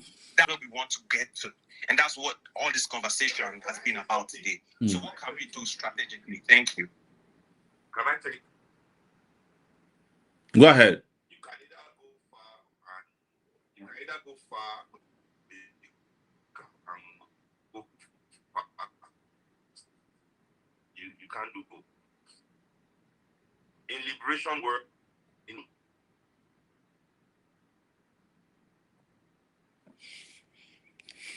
straight line. I can hear.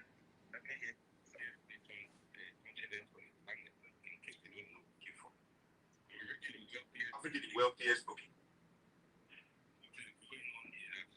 going on is that certain people have our wealth. Now they have to recreate that wealth. The wealth you already have, looking for. What is the meaning of wealth? Capital. It means that you as African people still are not willing to sacrifice your talent for your own. Hence, you are thinking you need to create some abstract wealth that you already have in abundance. There's no straight line towards us liberating ourselves in Africa. There will definitely be setbacks, there will be meanderings, there will be going around in circles. But the thing that there must always be is a clear vision. There might be errors in the application of it in certain aspects, but there must be a clear vision of how we get it real quickly. The relationship between the Nigerian elites, the Nigerian people, and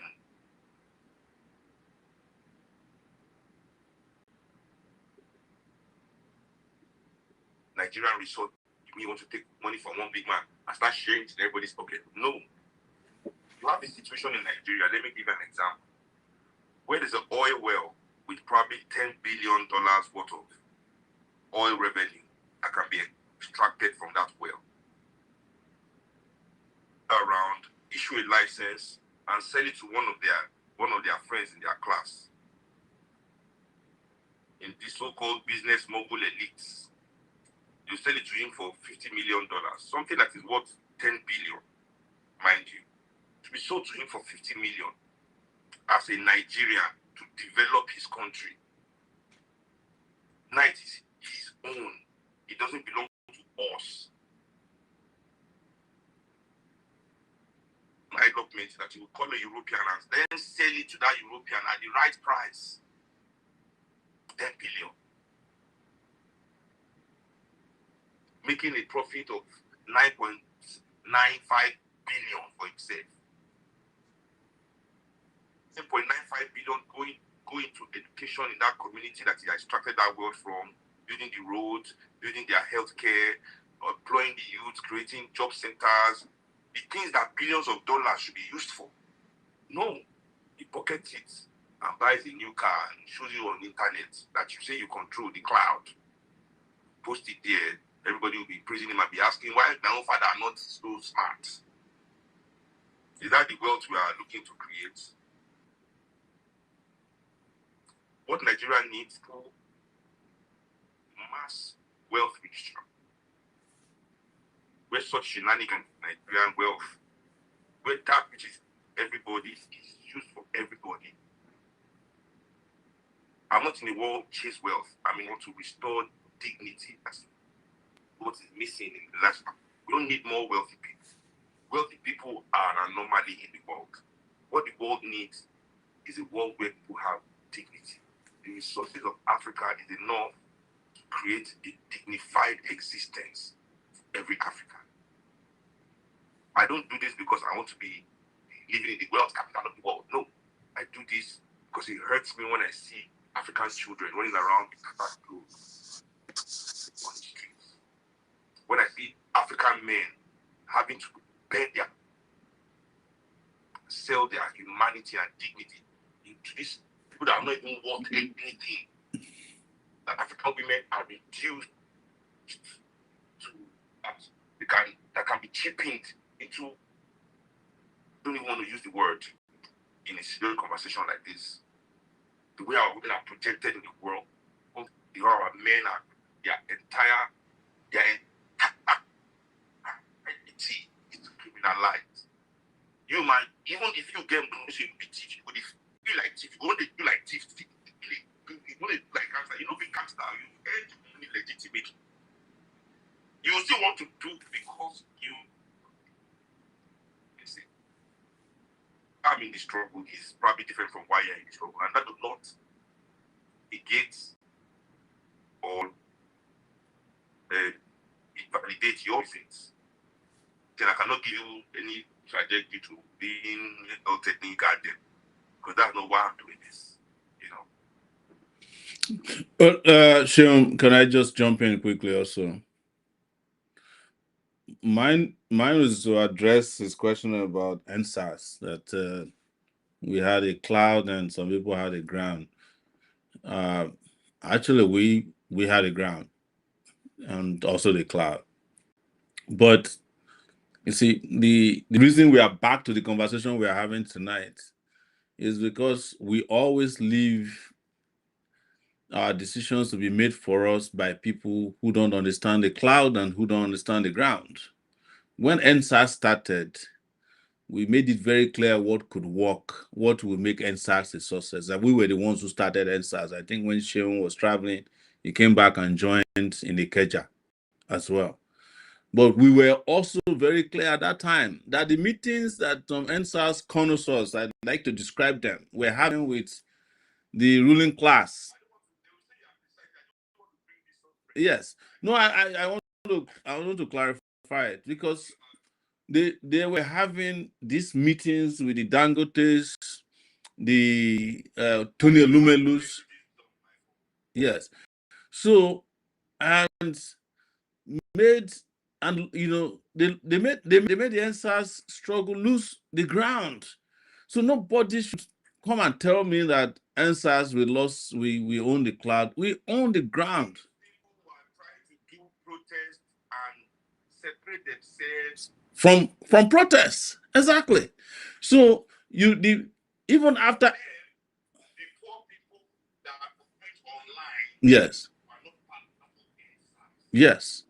Only they that had the right to be angry. Yes.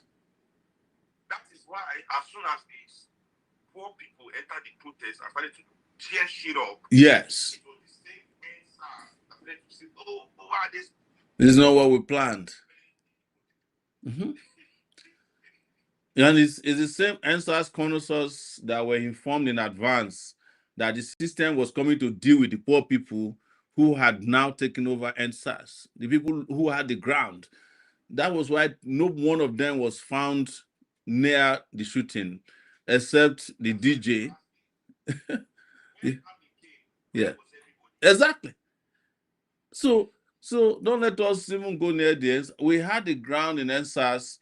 Even Buhari said it after NSAS that the security men told him that the way this NSAS has now taken over, they are going to enter your living room very soon.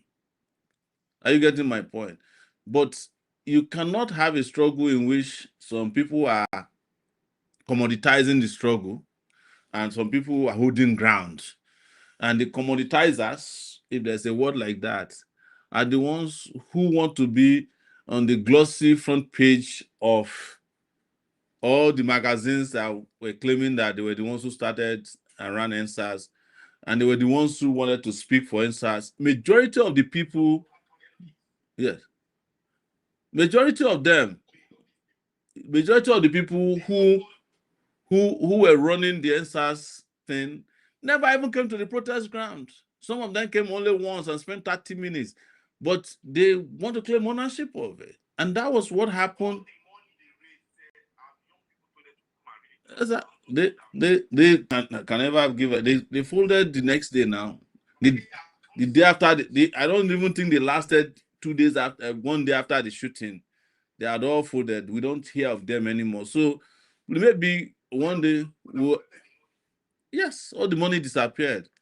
So we had a ground. I just want to clarify that nobody lost ground. We had a cloud, we had a ground. But as Sharon rightly mentioned, and I want to also reiterate, this idea of becoming the wealth capital of the world is an oxymoron. We already have the wealth, and we're already the capital of the world. As a matter of fact, as a geographer, I tell people Africa, where we are in Africa, is where the Greenwich Meridian crosses the equator. We are in the center of the world, geographically speaking.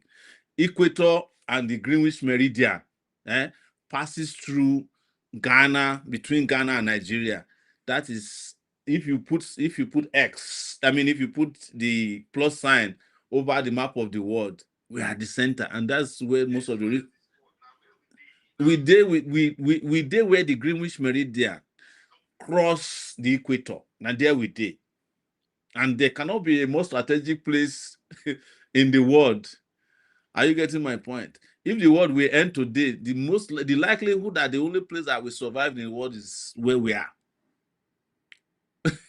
Because the sun is expanding, and one day it's going to get to the earth.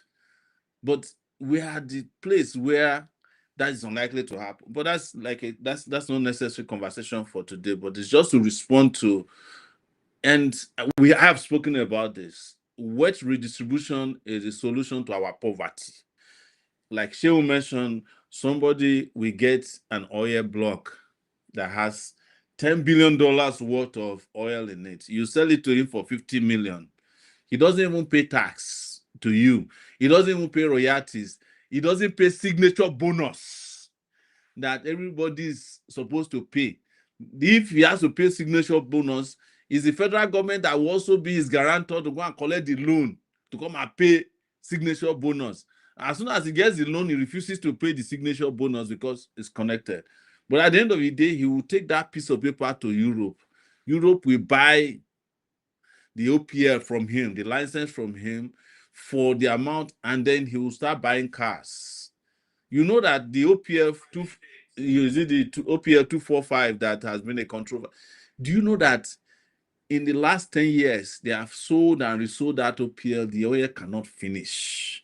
They sold to NI, they sold to Shell, they are, yes. Yes. Yes. Of course, now. The 244 day now. No, yes, or make you look at the ones that are adjacent to that's adjacent and perpendicular to 245. You go imagine the kind of oil we go did there. Yes. So all these OPLs are there, you understand?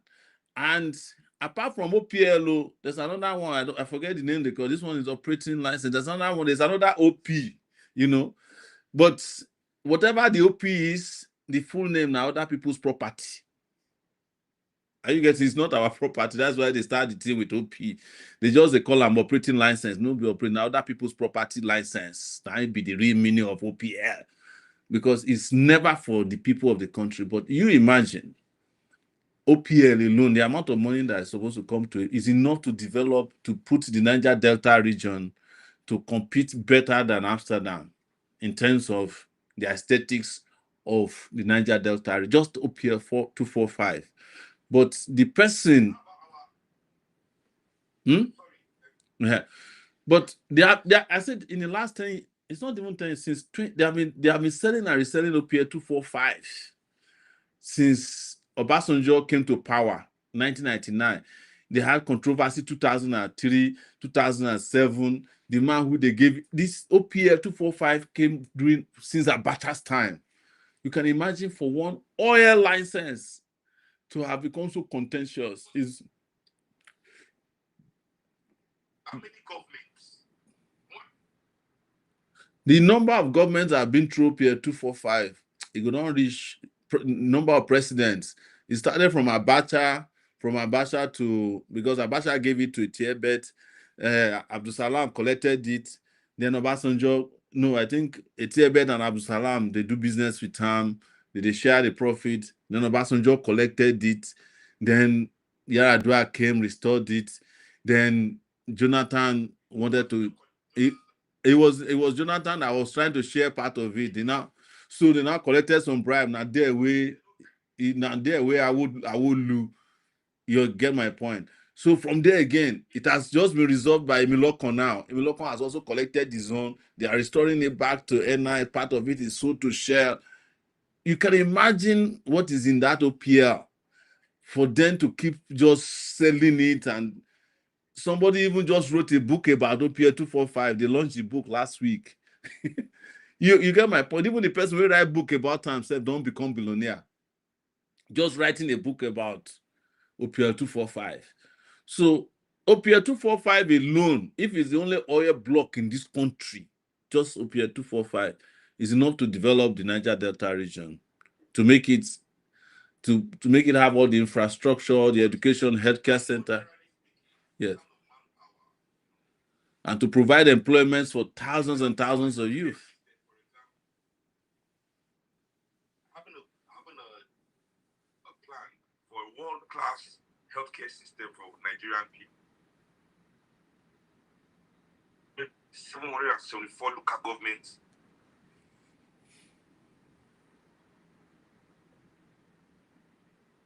The world-class healthcare system for our people. Drive out of the army. And the people that will be picking phone call when they call for emergency. Whenever you enter the hospital yet. Forget, before you even get to the hospital, the industry around just making sure that the healthcare gets to people and people get to the hospital alone. That first responder business, then the nurses, the training of the nurses, the school that will have to be created, the money that have to be going into training the doctors, what will be happening, the research and development for drugs, the factories we have to build to make some of these drugs locally to reduce the costs so that everybody can get access to these medicines. These are the things I think about when I think about some stupid people's pockets. So let me even add to you what most people don't even know.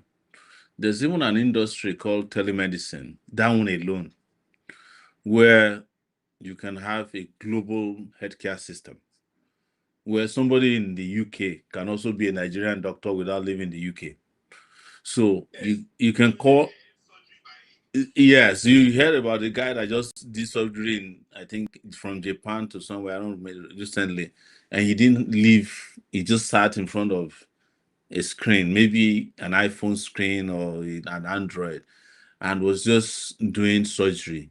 So the world has even gone past just because, sometimes they also confuse the public with, in Nigeria, when they say they have a modern and ultra-modern hospital, they will just go and buy that body scanner and put it in the reception area.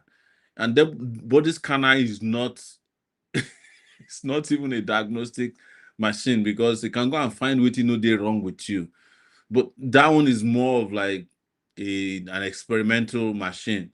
But whenever you see a Nigerian governor, you say he has built a state-of-the-art hospital. He has just bought a body scanner and no doctors. They will just plug it in on the day of the launching. They do it. There was something that happened last week in Nigeria is comedy. Yaya Bello wanted to apply for passport to travel abroad. That is, because it's undergoing trial for, these are pre-planned trials. These are comedy trial. So the EFCC went and argued in court that the judge should ask him to go to the hospital he said he built. And they presented evidence in court that when he was launching this hospital, he said it's an ultra-modern, state-of-the-art hospital. So the judge cynically asked him to go to the hospital. Yaya Bello has not entered the state since that time. It's the same thing that happened to Akpabio. When Akpabio had accident in Abuja, he ran to London. And then when he was about to pay for his medical this his card failed. Somebody got me informed about that. With the story in those days, I was still a roving reporter, and he called me and said, "Why are you reporting? I had an accident. My head nearly broke. Blah blah blah." And I said, "So what are you doing in London?" He said, "I came for treatment." I said, "How can you come to London? Were you not the one?" He once called me that I should come and inspect the best hospital in Africa that he built in Akwa Ibom. So I reminded him. I said, Why didn't you go to that hospital you asked me to come and inspect?" He said, "Oh, by the time he left, they did not bring in the doctors." I said, wow, that's interesting. So have you ever heard of an hospital that was built and they forgot to put doctors in it? These guys are jokers. So, and an idea of a modern hospital may not even longer be resident in a big building anymore. It is application of knowledge, research, and technology that constitutes medicine these days. It's the same thing for education. Mass education doesn't necessarily require big classrooms anymore. You use technology, the same technology that we use in watching soccer now. We can use it to do mass education for our children. The same place where they watch the English League or the English League, we can convert it to classrooms. Everybody will be learning the same classroom because the world has changed. The world has changed and we must change with it. And that's what I was saying before you came, that the idea of Pan-Africanism also has to upgrade with current realities on the ground. But I agree with you that there's nothing to be branded about Pan-Africanism because we already grounded. We had discussed today how we knew about climate change a long time ago. We have native intelligence, we have medicine, we have culture, we have tradition, we have religion, we have language. Are you getting my point? And it is clear that an average African can learn faster than anybody. So they look at white supremacy and they think maybe Pan-Africanism is the opposite. You understand? That Pan-Africanism is also black supremacy, the way white supremacy is white supremacy. You know, I don't like to call it white supremacy. It's this white hegemony. Let's call it that. Yes. But Pan-Africanism has domination and exploitation. Not an opposite of, black power is not the opposite of white power. Yeah. White power. Our people must understand that. What we seek in Pan-Africanism, the value, the thought process in this worldview are not even considered. They are not in. You can't imagine it if you are stuck in the Eurocentric white power system. That's why many of our people are stuck, because they just can't imagine it of white supremacy and white power. All right. Taking the next questions.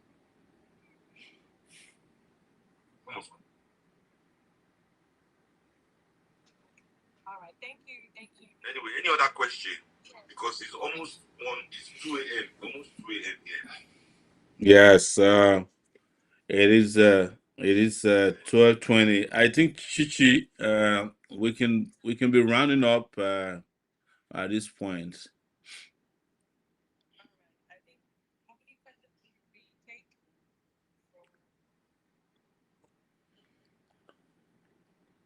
It's I don't know if anybody has further questions, but if they do, they can always indicate. But I think we should just figure out how to wrap up because I'm sure Sheung has a lot to do in Europe, and we have a lot to do on the ground here too. So, I'm just tired from a long day, Baba.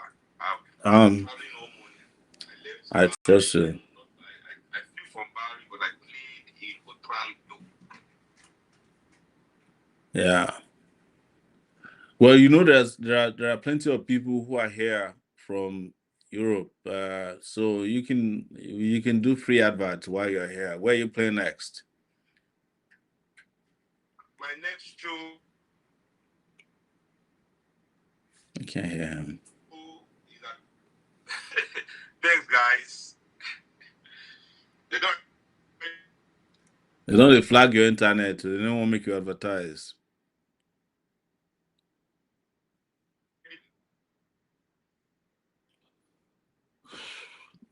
Yeah, Baba, they don't ask you one question. You want to write it?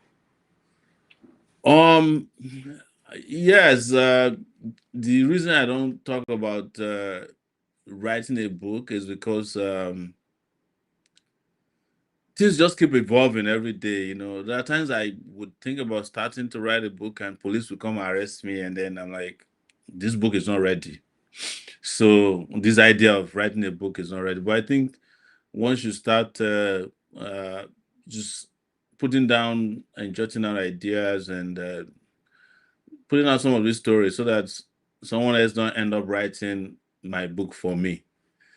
So, but I don't want to say too much about it so that when I write the book, you guys will not say that I've already know all the stories. So life is still evolving, but definitely, I think we just have to do different books at this point, but we have to start from somewhere. Yes, the answer is yes. I was supposed to have commenced a book in 2004 when I returned to the US, but the devil brought me back, and now we have to start all over again. All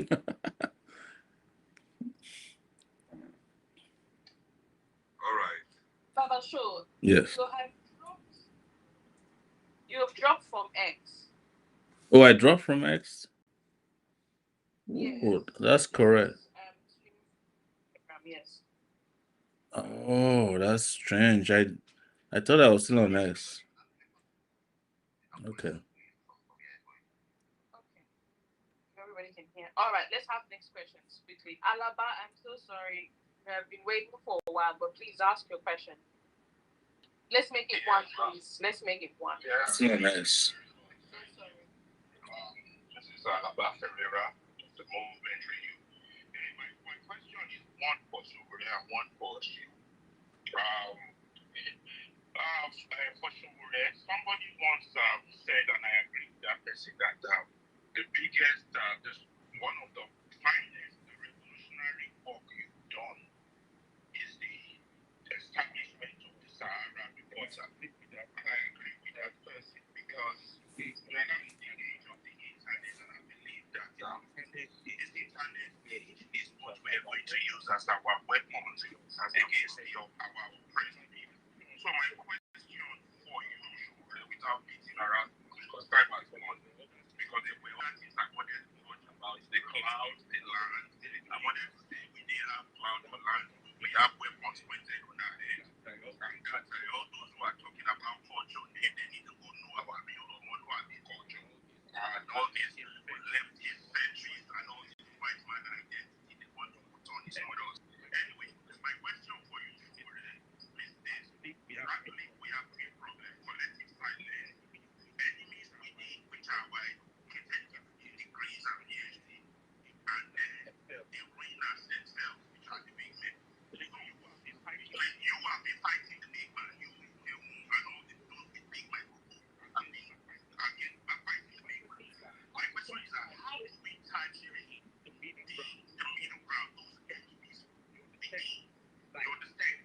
Like for you now, how do we form a coalition of oppressors by you establish 20,000 Sahara reporters for every corner of that country so that the message we can put light into the darkness and bring out the dark and shield the devil that has weaponized poverty in our country and for him, my question for him is that our people are trying to be like the oppressed. That's what Fela calls Zombie. They're trying to be Zombie. They are trying to turn to the night king. How can we wake up the zombie after we wake up the living for him and the other ones? How do we have 20,000 more Sahara waters? Thank you. Let me go first, Baba, so I can. Yeah. I was going to suggest that you go first. That's fine. The good thing about the zombie that they are very few in number and they are in a minority. I feel the majority of African people know know the truth, and they want something different. They want their country to work. They want everything to, even goes in the numbers that we have every time they elect over 9 million people. Every time they do their show, how many come out to participate?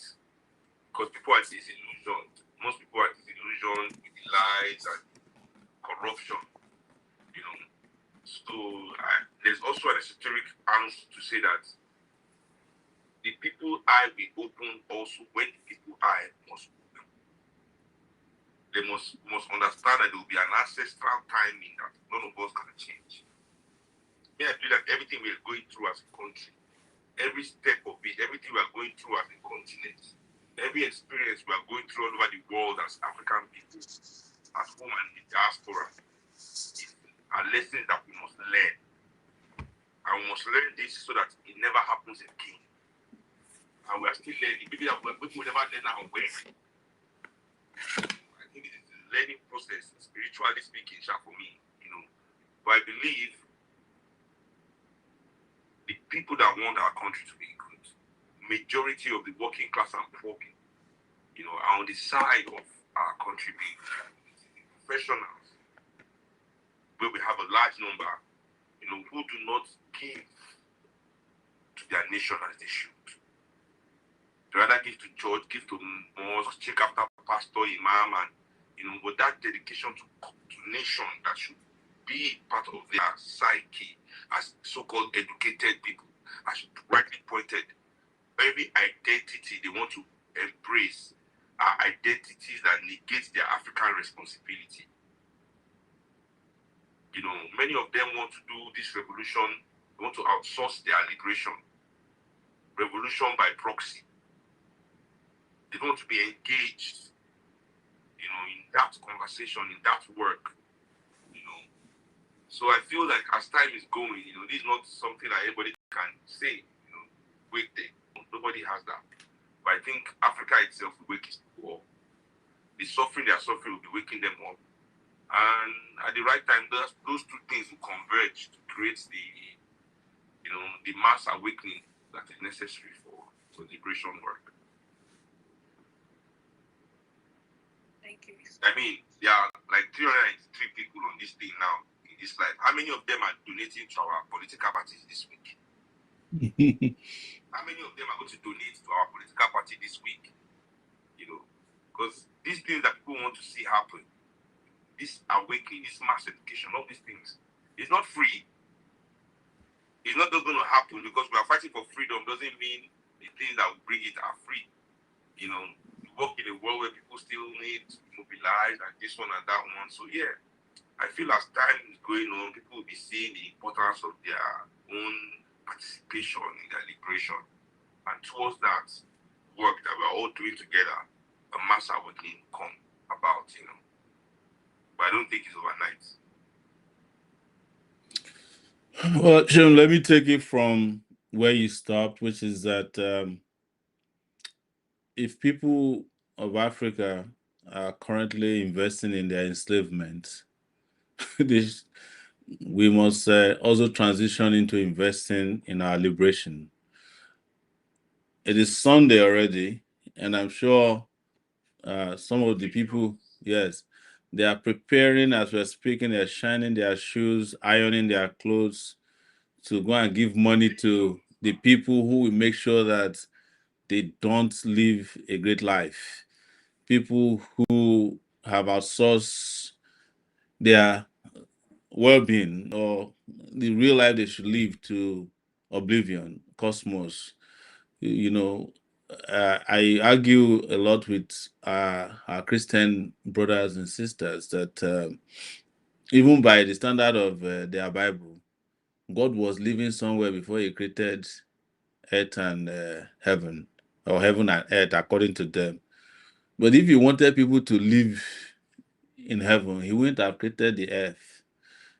And the Bible they carry around is very clear. They said in Yoruba, they say erupe. That means the moment you die, you become matter. That is gas. Part of you will be gas. That's the first to escape.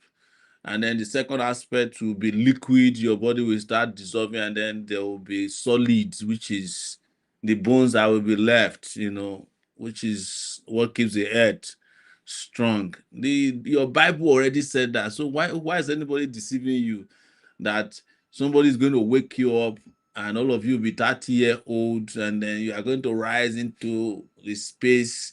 If people who die rise into the space, planes will be crashing into everybody that is going to heaven every day. The skies will not be safe. But it is how people invest in their enslavement. Now it's time to invest your energy, your expertise, and your commitment to your liberation. That is the question Alaba was asking about how we can mobilize the middle class. But my worry is that the moment you call somebody middle class, you have also placed them in a place where they don't want to have responsibility, because should be a middle class now. So I am not poor. Exactly. But so that they classify, they say middle class. A middle class no dey anywhere. Middle class na person where they use credits to live in life, but you never pay the money back. That's the people they call middle class. The real working class people are not necessarily classified as middle class, because a farmer who is working is a working class person. Even a banker where they work, but the moment you start classifying them like that, you are already creating the confusion that we are trying to correct. But to Ferrera's question about how can we create 1,000 of Sahara reporters, you see, our enemies are not using Sahara reporters alone to attack us. So we cannot have one single strategy to get back at our enemy. There has to be Sahara reporters, there has to be some other activities, boots on the ground, offline, online, anywhere we can meet them and take care of that very dangerous political class is where we must go. When I started Sahara Reporters, people didn't believe in it. And Alaba will know this because I used to beg all the journalists that are in the diaspora to come and be in Sahara Reporters to help me. They say, which kind of thing with that? Which time internet go reach Nigeria? I don't get time for you, Sahara Reporters is 19 years old now. But I realized also that there's a limit to which you can rely on media alone to solve your problem. And over-reliance on media, whether it's conventional, social, or electronic, is also another, plan to fail. So that's why after a while, I also moved away from that as a sole strategy. This strategy has to be multidimensional because we're also in multidimensional poverty. So there must be a multidimensional strategy to get us out of the multidimensional crisis that we are in. I would love to see more Sahara reporters, no doubt about it. But the reason why Sahara Reporters was created was to create that education and information blast that could help people contextually look at the problem and understand them faster than you will if you are reading a story from a newspaper that says that somebody was killed and the name of the person who was killed is undisclosed and the person who killed him is undisclosed. You go feel understand. So, but Sahara Reporters will cut through all that chase and tell you who they kill and who kill him and the person where no one investigate him. But that's again a very interesting question. But we are here now, and all of us should start working together. That discovery that we need, that intersection and interface that we need to come to a final agreement that the liberation work has started is what we must start in discussing on a regular basis. And I am going to thank Sheon once again, even though you came late. It was as if we planned our conversation before you arrived. And I really enjoyed the interaction that we had today. And I hope a lot of. I know now, but you know, till where I see you last now. I know you and we come a long way, and you don't tell where I see you last. And I wish you the best there in doing what you know how to do best. And I hope our brothers and sisters in Europe will come and watch and hear the real music. You know, people are looking for music as a weapon, the weapon in your mouth. And we're always happy to have you there representing that particular area for us. Thank you, everyone, for coming. I don't know if there are more questions or you have closing statements, but it's been an amazing outing today. I want to thank Chichi and other moderators here today. Those who have stayed with us since we started and didn't leave. Amazing. Even though Nigeria was playing today, the number did not drop below 200 throughout this almost 3 or 4 hours of interaction here today. It's amazing. I want to thank everyone and our engineers, including Tanel, who is with me here, broadcasting to all over the world. We have like almost 5 or 6 platforms that we're broadcasting to. Hope to see you guys again, and we urge you not to relent. Spread the message, knock on doors, take the clouds, and also don't lose the ground. Thank you so much.